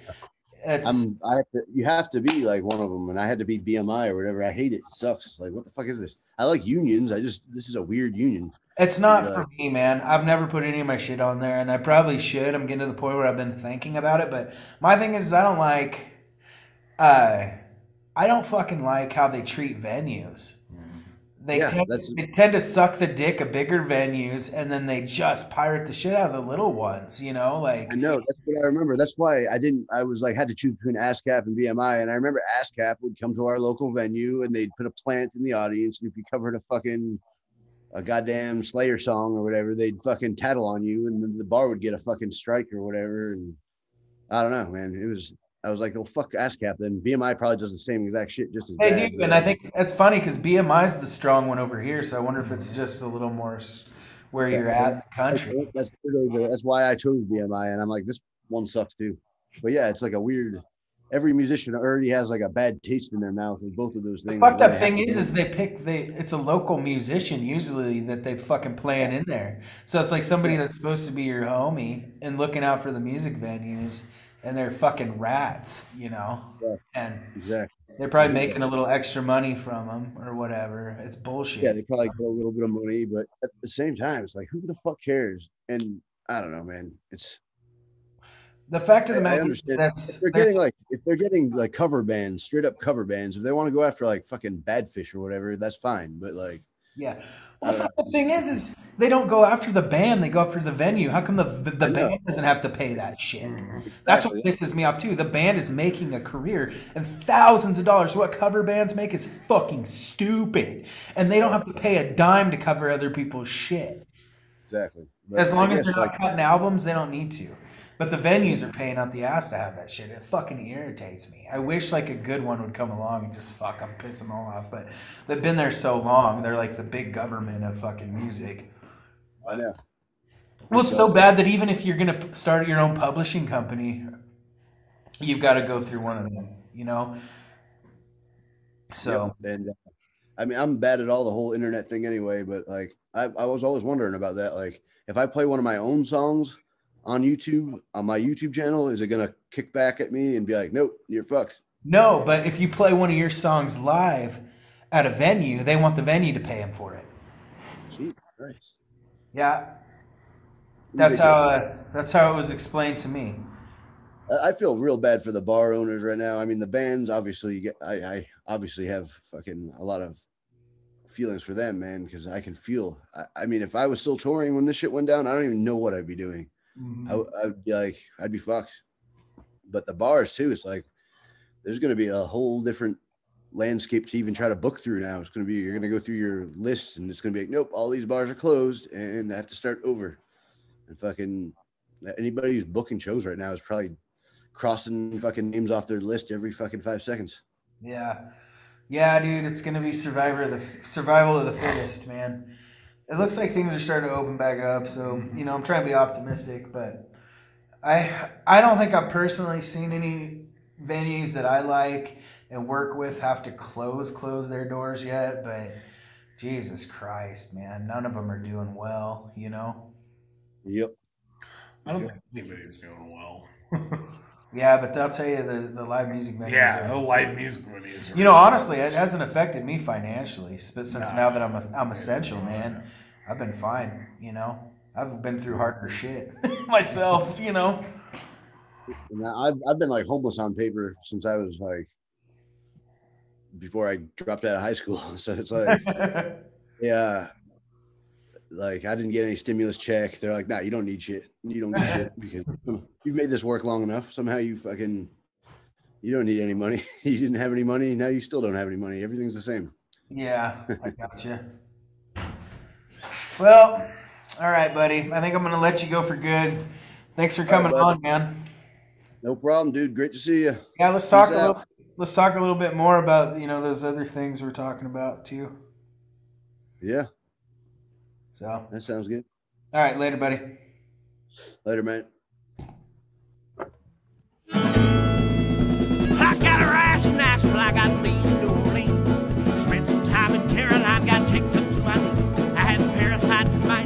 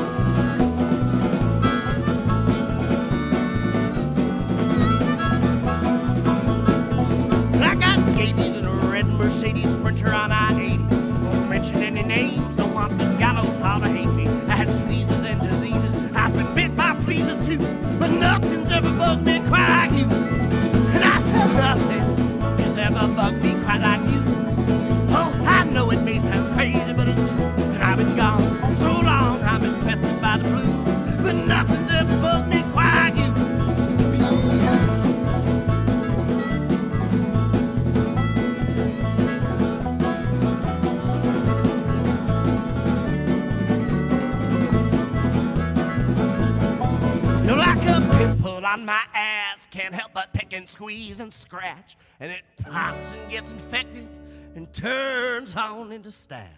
But I ain't sat down in weeks, but that ain't nothing new. 'Cause nothing's ever bugged me quite like you. I said nothing has ever bugged me quite like you. Oh, I know it may sound crazy, but it's true. And I've been gone so long, I'm infested by the blues. But nothing's ever bugged me quite like you. One more time. Nothing has ever bugged me quite like you.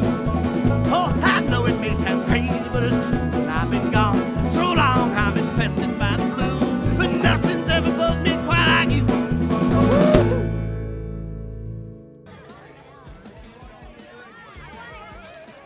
Hey, how you doing? Garth. Hey, Tiny, who's playing tonight? Jolly Green Giants, Shitty Beatles. The Shitty Beatles, are they any good? They suck. Then it's not just a clever name. Who else? Crucial Taunton, they're just finishing the set. I hear they can wail. You're right. Party on. Party on. Yo. All right, legs. All right.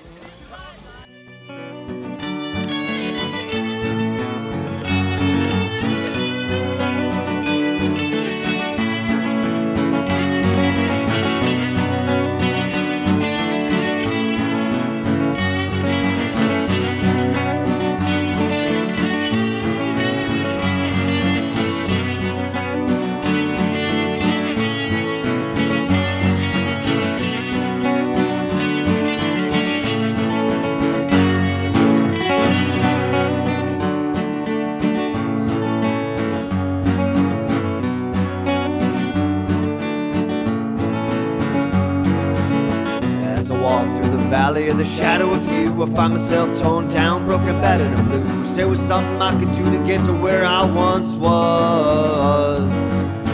There were times when I was so alone, but none of them ever felt quite this cold. As I walked through the valley of the shadow alone, so alone, so alone, so alone.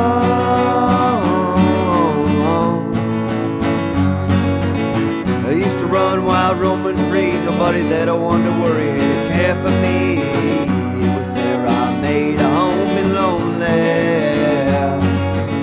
The moon got its ways to my faith, but me a path to your beauty and a bridge to grace. I'll burn it down to embers, baby. Let ruin take my place. Let it take my place. Let ruin take my place. Did you find Christ lying in the water? All I found was the devil in your soul. I felt the sting burning, hit me hard as you closed your eyes and let me go. Imperfect as I ever was, just a wolf without a moon, calling to you, just looking for some truth, just looking for the truth.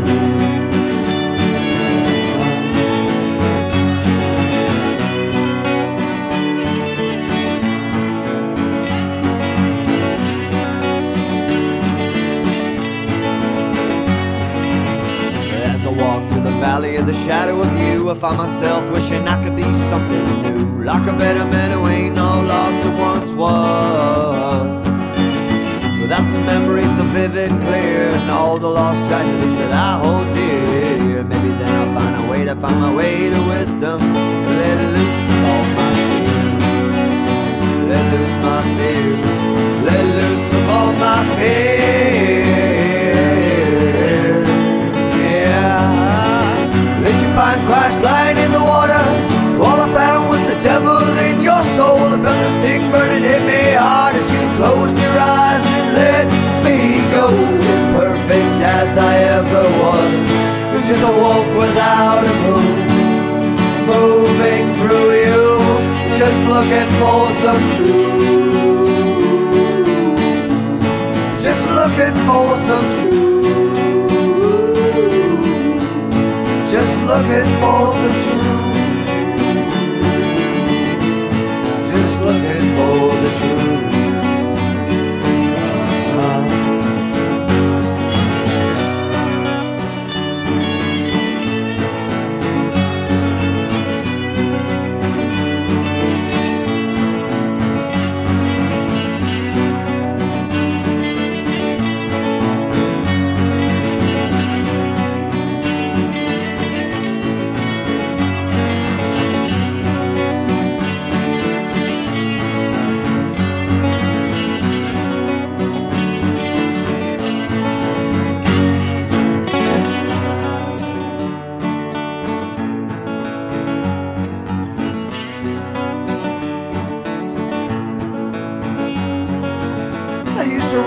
out roaming free. Nobody there to wonder, worry, hate, or care for me. It was there I made a home and lonely.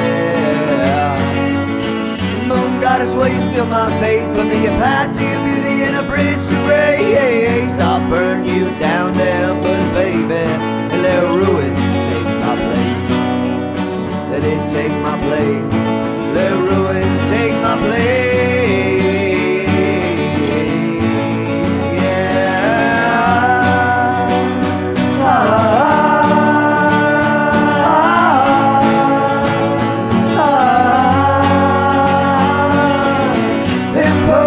As I ever was, there's just a wolf without a moon calling to you, just looking for some truth, just looking for the truth, just looking for the truth, just looking for the truth.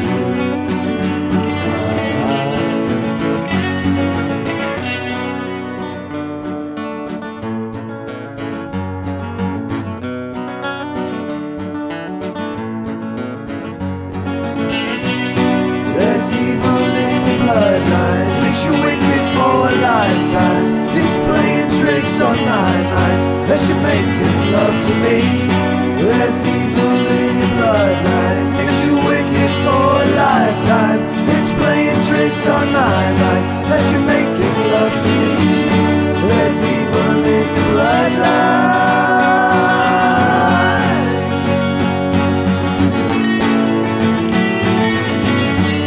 There's evil in your bloodline.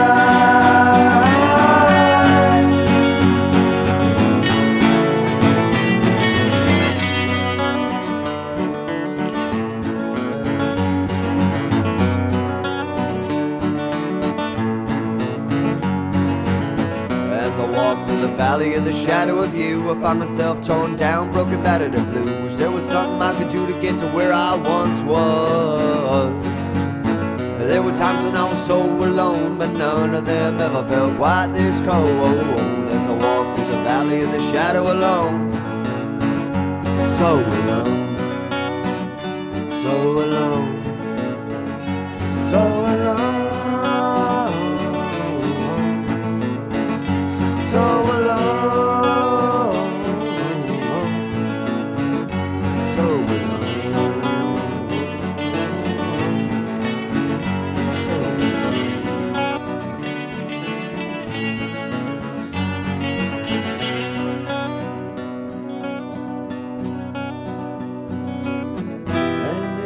Darkness, you're merely a ghost. Despite your brilliance, a glimmer at most. And in my nightmares, you ruled all the land. Oh, my destroyer of worlds, please let me let go of your long-fingered hand. Alrighty, folks, we are back. That was a pretty long time ago. So, well, before the interview, we started out playing that Ole Coondog, High and Dry, followed by Junkard, The World Is Flat. Then we did the Jesse interview. Then we played Junkard again, Nothing Ever Bugged Me As Much As You. And then we played Acousta Noir, Shadow.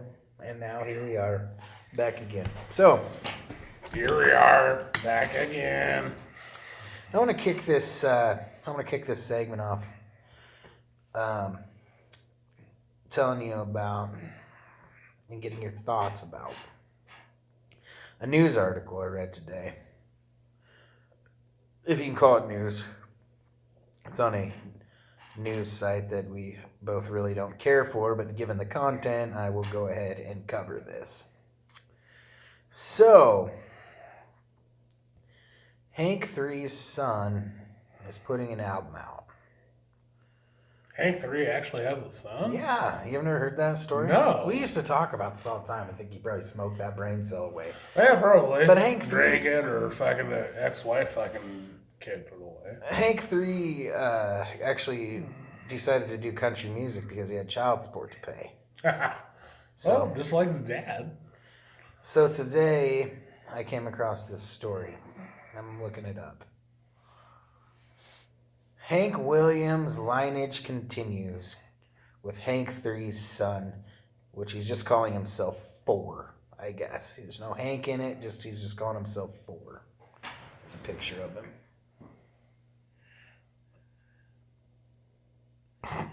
He's like 40. So apparently he's got... Okay. He's got a more of a folk thing going on. He's got an Instagram going. Now, when Hank's talked about him in the past, he said he didn't think he'd ever get involved in music. Because Hank III's talked about this kid in the past. Mm-hmm. So, he's fucking 30, dude. We're old. Jesus. We're fucking old, man. But he says he's working with some guys, I guess, that's worked with Joe Buck in the past. Working with some Nashville hitters. But, I mean, everybody's kind of a hitter in Nashville, I guess. Well, I mean, you know, if they say they are or not. So. Mm-hmm. But he's got it in his blood. Let me see if I can pull up his music. This is something me and Felix talked about, and this is just kind of leading into a segment that I wanna bring up with you.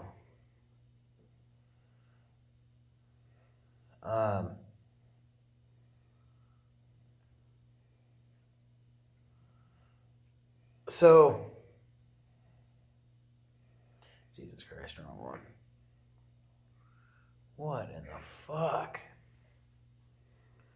This is what happened to me last time. This fucking site, Saving Country Music, is a pile of shit. Exactly. Like, who fucking runs it? Dude, you know, though, he hits it out of the park sometimes with some stories. He's just a fucking dipshit. All right, I'm going to follow him. So it says 5, son of 3 is the name, or 4, son of 3 is the name of his thing. Let's see. I'm already going to give him kind of fucking negative deals for the 4. Like, you know, and that's just me being me. Let's check it out. Let's check out some stuff. Exactly. Let's do it. Let's listen. So he's not leaked full tracks yet. I guess the album's coming out 4/20. We'll give you a proper review. How about that?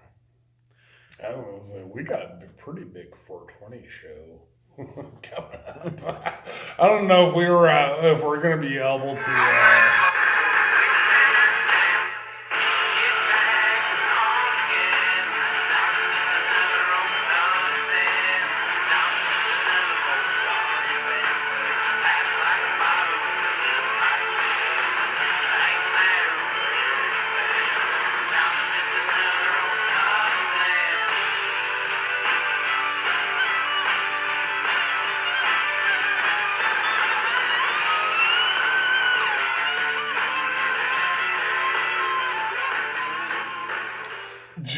I think it's so this is just my opinion on it. Just off of hearing that, it's a more sludgier type of metal, you know, than like 3 was, you know, done with. Yeah. They're really not bad. I mean, they're really not going all out on terrible, this but kid for a guy that didn't want to play country music. Like, you know, it's like not, like I said, not terrible, but like.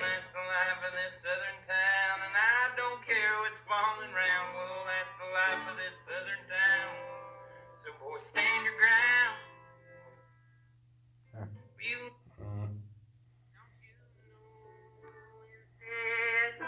and breathe. It don't matter what's been said. And breathe. Got you laying in my bed. he needs to tune his fucking guitar. Yeah, it is. Let you kill them all at the door.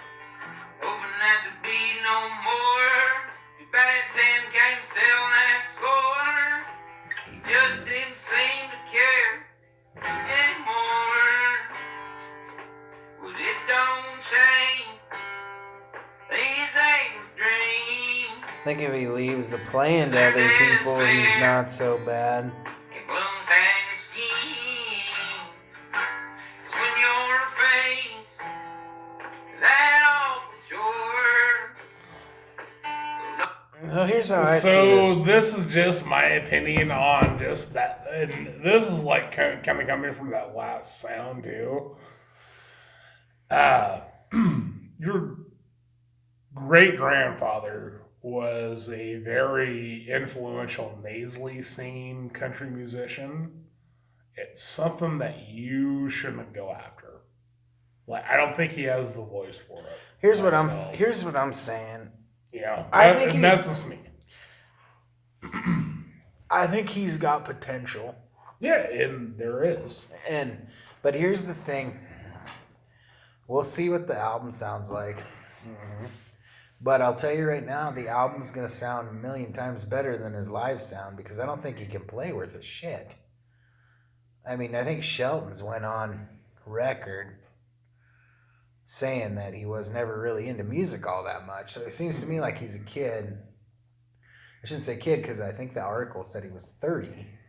He's younger than us. But 30 is about the time of your life where you start asking yourself if the shit you're doing is getting you anywhere. Exactly. And if he's been doing shit that's not really been getting him anywhere, he might be at a point now where he's just at the same spot where his daddy was at when he put his pen to the paper. Exactly. Because, he's going to walk out there and he could sound like a fucking goat gargling a dog turd.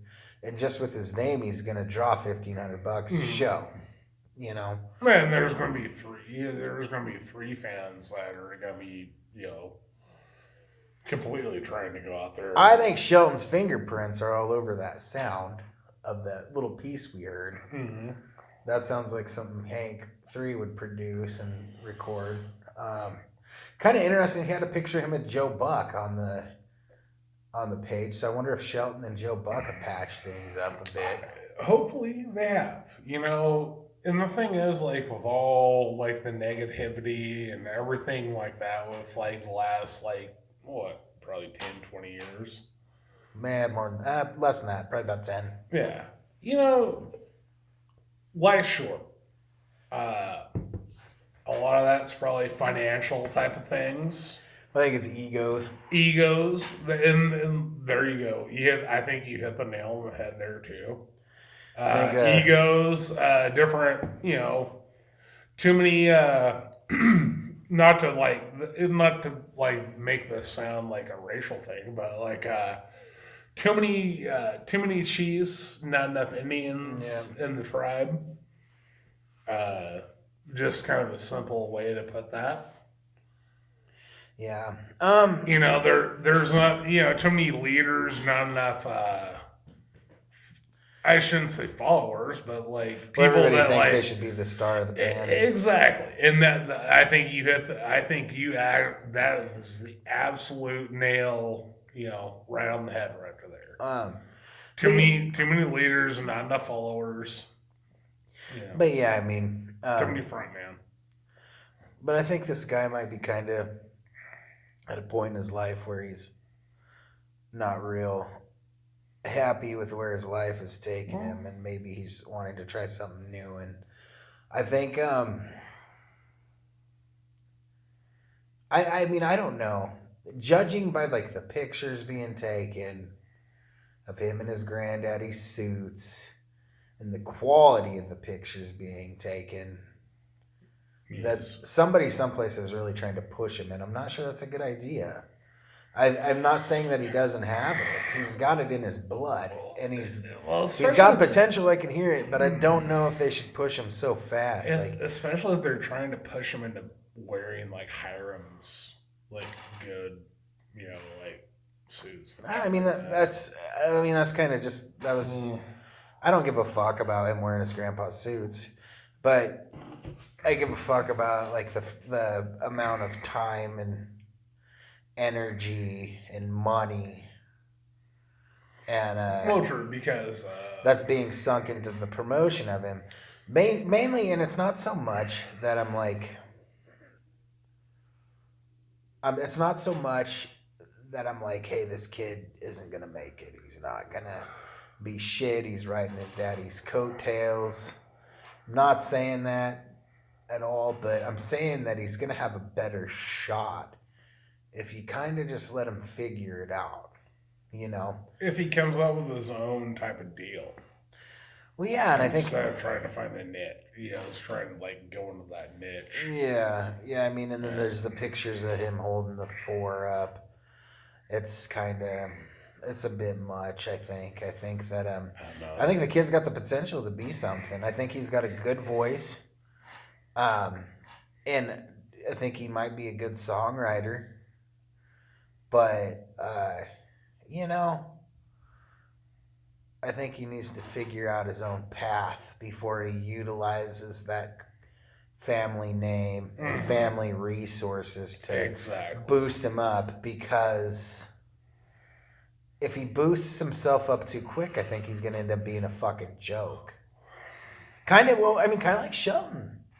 If you think about it, when Shelton was pushed to be like Junior, and they put that 3 Hanks album out. It wasn't until Straight to Hell. No, when he started doing his own thing and he figured out his own shit. I shouldn't. Broke Love Sick and Drifted was Broke good. Love Sick, yeah. Broke Love Sick, whatever the fuck it is called. And the fucking songs that he covered from Way in the Train, you know, on Brazen Outlaw, but the thing is, like, his like first like 3 albums like that like were great, but this is just my opinion. After Straight to Hell, Rebel Within was a decent album. Or actually, it was 3 bars. What was the next one? No, it was not the Rebel Within. It was Damn Right Rebel Proud. Yeah, Damn Right Rebel Proud. There was like 3 good songs. Yeah, on that was a decent album. I was with Rebel Within. The fucking anticipation for that album, because of Curb and everything, It was a little overhyped. Well, it was. I was like, God, I wish. I was so excited for that album, and then it came out, and I was like, huh. Yeah, it was kind of a letdown. It was a little letdown. I liked Rebel Within. That was a good one that I think a lot of people don't talk about. There's some really obscure shit on there.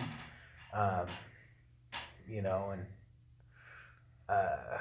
but yeah, I mean, I think this kid has got it in his blood to be good. But I think he needs to figure some shit out. I think if they push him too hard, too quick, he's gonna fucking shit the bed. People are gonna think he's he needs to go down his own path. At least, yeah, he needs to go down his own path. Yep. At least for the first few years of his career. And this is just me. This is my opinion. You know, nothing else. To me, you need to do your own thing for your first few years. Then, you know, a 2nd, 3rd, 4th album, do some family shit then. You know, do a fucking cover album of your great grandpa's songs. Like, I'm pretty sure if you've established yourself through like 2 or 3 albums, then people are going to be, you know, especially with that crowd, like people are going to be like, oh, cool, he's going to do Hank Senior, cover album or something, you know. And maybe, like, you know, you can bring your dad and your grandpa in to do, like, cover, you know, like, deal with you like that. But, like, you got to establish your own sound before you start, you know. You got to work the kinks out in the sound. Well, exactly. You got to make yourself a... That's what I'm saying. He needs to work the You got to live up to the Williams name. Let's just say that. Yeah, and right now you're not doing it. You've got potential. I can hear it there. Like, you know, but you were not. And I'll be looking forward to hearing the album. Yeah, you know, we'll be listening to it. The little bit I heard is a little different, kind of good. So I mean, the album will probably be good, but I don't think it's because he's good. I will give him this. I liked a little bit of a metalish sound with like the fiddle and stuff like that. Like I like the heavy crunch guitars like that. Mm-hmm. You know, You it'll like be a bit of a interesting. crunch? It'll be interesting to see. So here's a topic me and Felix had once, and he ended up like editing the show so much that it didn't make any fucking sense, which drove me nuts. So, do you think Hank 3 would have made it in today's standards? I mean, just how much life has changed in 10 years since, or probably about 12, 13 years since Straight to Hell came out. I think they would pick his ass apart. I'm 50-50 on that. I'm with you guys on that. I think they'd pick his ass apart because of the Southern shit with like the Confederate flag and all that crap. And I think I think that some of the lyrics in Straight to Hell are borderline homophobic by today's standards. Yeah, with some looking over at me. I think that would be what put the nail in the head. Yeah, but if you really think about that, like, then you're going after Dire Straits also. And they'd have. Yeah, and you're just going after. But the thing is, like, and they're still putting that. Here's the deal. That song out the exact same way it was ever written. Well, here's the deal too, though. Dire Straits kind of slipped it in there. Mm-hmm. Hank blatantly said it. No questions asked. No, he did. Like, and that's so. And I think that when the Dire Straits put, their homophobic references up, it was a way different time than Straight to Hell time too. Mm-hmm. Yeah. And I'm just saying, I'm defending him, I guess, a little bit in that aspect. Yeah, I hear you. I just,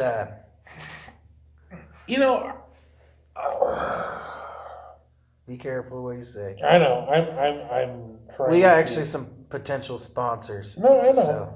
I'm trying to take this. Words are words. Words are very hurtful sometimes. Words are very positive sometimes. But in the end, words are words. So. And that's it. Like, and that's all I'm going to say. I'm going to bring this back. And I'm not saying, like, good to bad, but, like, words are words. Like, actions to me speak louder. Mm-hmm. But, that's just me. That's just me. So this is a thing that has been bugging me for a minute.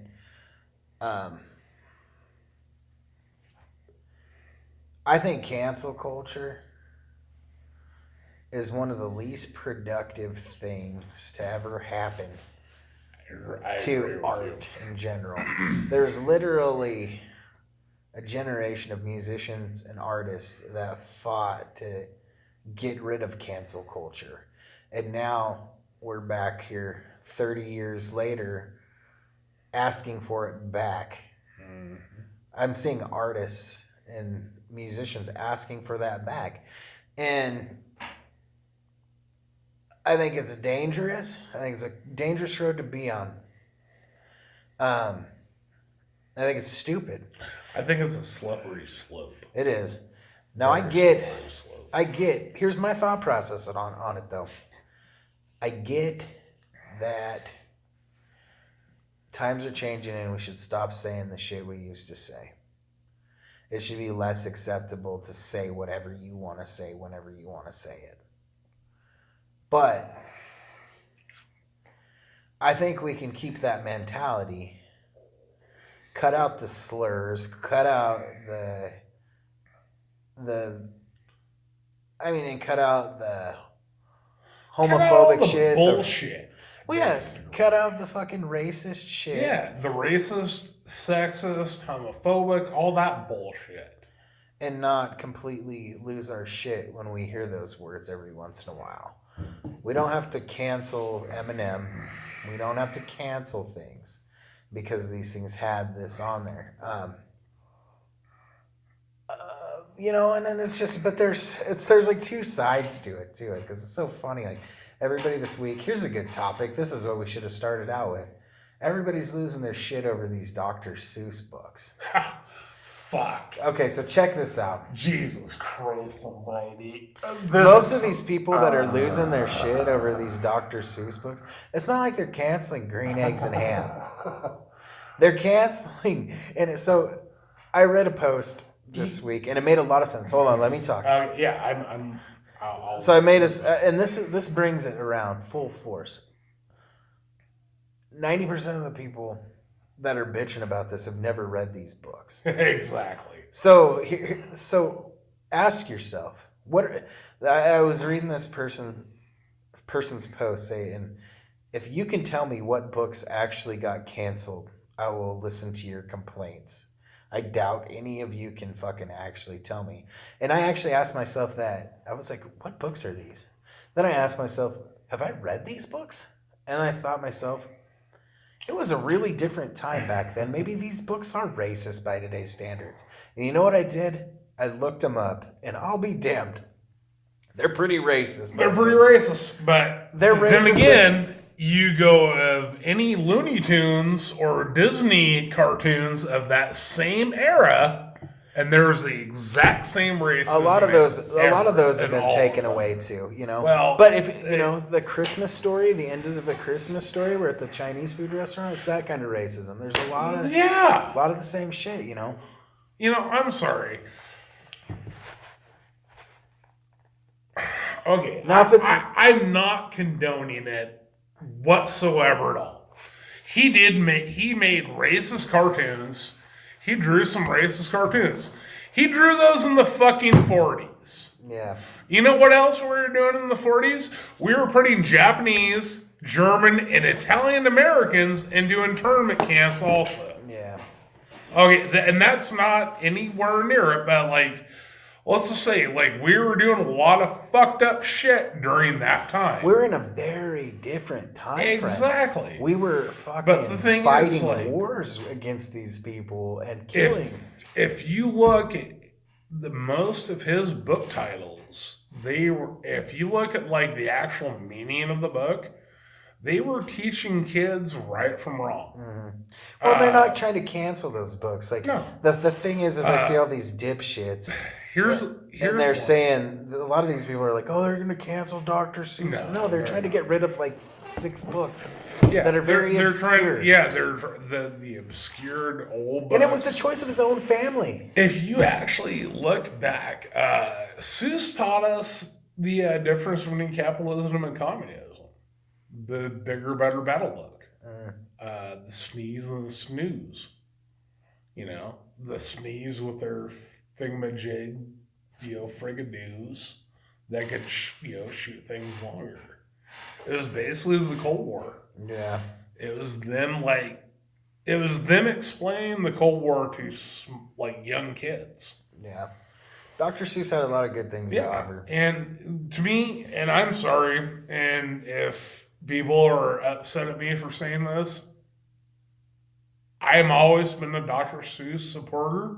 I will always be a Dr. Seuss supporter. I will always buy those books for my kids. Well, I don't think anybody's upset about that. I think the problem is I think a lot of people are getting pissy because they want that fight. You know, people are so fucking up their ass about themselves anymore that it's just it's getting bullshit. We just can't. So here's another thing too is we're not going to stop people from being racist. This mentality at best is just going to drive these motherfuckers further in their basements. Exactly. And at best, I would honestly, if somebody's going to be a racist piece of shit, I'd rather them wave that flag so I know I don't want to be around them. I don't want to be associated with them. I don't want them around my fucking kids. What if this shit's going on and we get it so fucking far that these people are so far in their basements preaching this shit that they end up getting a job as a teacher? Patton Oswalt, the stand-up comedian, had a good point of this. He's like, you can't always go. He's like, trying to like point this out or make a deal. Not everybody saying what they should be saying is always going to be the best thing. And he was saying this about gay culture. And he was making a point about like, good people versus bad people, talking about, homosexual culture and everything. And he was saying that like, sometimes you're going to get the evil people like knowing all these terminologies, every exact same like name basis, terminology to it, and what stuff like that. Then you go to a different person, more of a layman, I would say as myself, saying that like, hey, we don't give a shit what what these people do, like it's their own fucking personal deal, like. That's their deal. Like that's none of our business.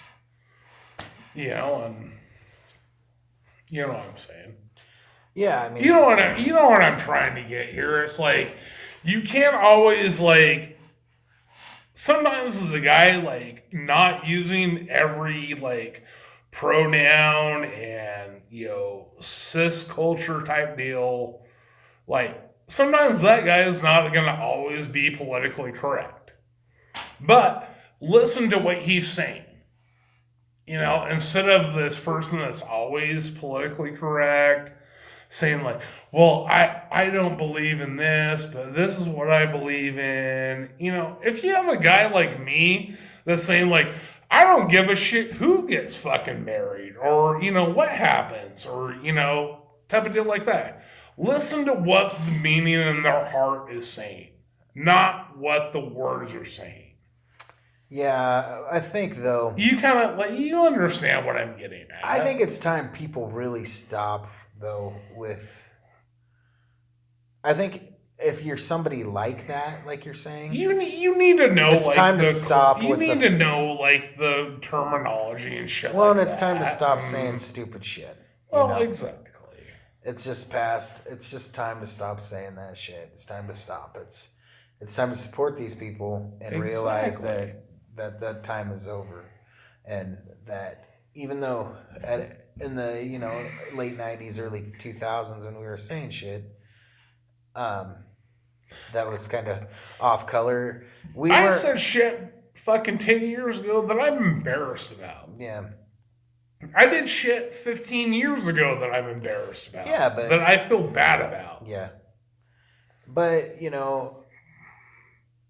also, there's people, if they dug up old episodes of Dog Water, would bury us. I mean, fuck them. Yeah, exactly. Fuck them. Because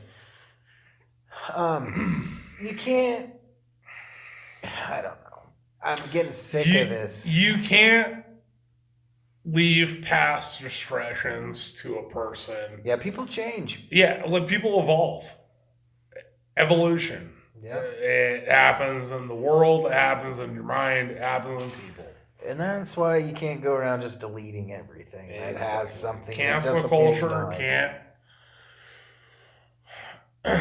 My number one thing about cancel culture that bothers me is if there isn't the negative, why are you supporting the positive? Yeah. You kind of get what I'm saying with that. A little bit, yeah. I mean, but it's like if you can't like understand the negative about something, like why are you so supporting the positive about that? Well, and I think I try to take more of a. Well, there has to be like a half and half. I try to take more of a honeycut approach to things nowadays. Like, And I think I had to have a talk with my daughter the other day because she's going through some shit at school. You know, like kids are calling her a faggot and shit like that. Sorry for the language, but I figured it was acceptable since the term, you know, I didn't want to say the F word. I wanted people to know what she's being called. So, but anyways. Tell me what kids are fucking calling her that. But, you know, and that just shows how fucking dumb society is, you know. Fucking small town East. Yeah, they don't even know how to fucking properly be homophobes. But anyways, dumb little kids. But I had to tell her, you know, like, you gotta take a honeycut approach to things. And you gotta love everybody, you know. And you gotta love them in spite of the fact that they might be a piece of shit. But most people are pieces of shit for a reason, you know. And hating them back isn't gonna make them hate you less. It's not gonna make them hate the world less, and it's not gonna make them a better person. It might not change them, but loving them isn't going to, or caring about them. I mean, you don't have to love them and give them Christmas presents and cards and shit, but you gotta fucking find a bit of empathy in your heart for them, even if they're a fucking piece of shit. You gotta find a little bit of common ground. Because that's how you become a better person. That's how you grow society. That's how you become a better world. You have to find common ground. Yeah, that's how you grow a society, and not. I think this cancel culture shit and how people are treating, I think it's going to be cause more negative in the long run. I think it just makes people want to revert. I think that's. But if you want me to be honest, the cancel culture mentality, I think, is the reason Donald Trump was so loved and got put into office. Exactly. Is people got so fucking tired of just being put underneath a fucking microscope all the time that they fucking decided to go the extreme opposite way just to spite people that are like that, you know. And that's fucking sad. But anyways, that's enough of that talk. I'm not even sure I made any sense through that whole thing. I'm tired. So am I. But yeah, so I'm going to give you guys some Ruckus news real quick. I'm going to step out of the... Take another piss. It's like his 80th piss today. You know what? I have fucking diabetes. I do too, bitch. Well, yeah. But, I also drink a lot more beer. You also don't take your medication, you little penis. Well, I don't take medication either. Huh? I said you don't take your medication. That's why you're peeing all the time. He doesn't take his metformin. Joey's a bitch. Blackwater. We're going to change his name to Bitchwater. But yeah, so anyways, I got some Ruckus news. Doing a Ruckus Online Music Festival coming up in April. Be mid to late April. Time and date to be announced. It'll be on our YouTube channel. We're currently taking a few applications for sets if anybody wants to contribute a set to it. We also are working on coming back live to you guys. Fall time. Will be more on that as well. Ruckus and the Records has a new artist. We're putting out a new album for artists here pretty quick. And so we'll have more information on that in the upcoming weeks. So be you know, on the lookout for all that good shit, man. Here comes Matt Foreman. Fuck. Matt Foreman mattered. Matt Foreman mattered. Sorry we can't all be all pump our muscles up like you. Oh yeah. Yeah. But yeah, man, I think that about wraps it up. You know, go like all of our pages. Share our pages, please. Please share our pages. Give our stuff a thumbs up when you see it. Spread the word. Be on the lookout for the new Ruckus stuff coming up. If you guys are in the area for a new coffee flavor, check out brownhousecoffee.com. Brownhouse. They're excellent coffee. Yeah, they're online now too, and they're selling online. So brownhousecoffee.com, I think, is where you find that out. Brownhousecoffee.com. You can check them out on Instagram and Facebook too. Yep, good shit. So Some of the best they're coffee of the them. official coffee at Dog Water Radio. Yep, we're not sponsored or anything. We're not sponsored, but they're the unofficial sponsor of Dog Water Radio. Yeah, but we do love them. But yeah, and we're getting stickers. We're getting dog water stickers coming up. So Ooh, dog water sticker. We got some magnets too, huh? Yeah, just a few. But yeah, so yeah, and then we're getting Ruckus and the Records trucker hats embroidered with the new logo we just had printed up as well. So I love the new logo. I gotta say, yeah. Cool. So we got a lot going on, man. But yeah, go hit up the Ruckus and the Records store. Also, be sure to like, subscribe, spread the word of dog water for us, and thank you guys for tuning in. We're gonna send you guys off. I always forget to do the send off show, and I got to do a little punch in. Yeah. So this is by our last week's guest, Abraham and the Old Gods. This is Whiskey. So, thanks again for tuning in, folks. We'll see you next week. You've never been in a relationship, have you, son? What, when she asked if Brooke was hot, I should have lied and said no? Being honest and screwing yourself is clearly the better plan. Sweetie, white lies help relationships. Like, Kitty, even though your pot roast was overdone, I still loved it. Oh, for the love of God, I did love it. You're a pot roast genius, okay? It was like eating gold. So, you're saying lying's good? Exactly. Now, go do the right thing and lie to the woman you love. Brett, this is crazy, right? Yeah, they're all nuts. Except you, sweetheart.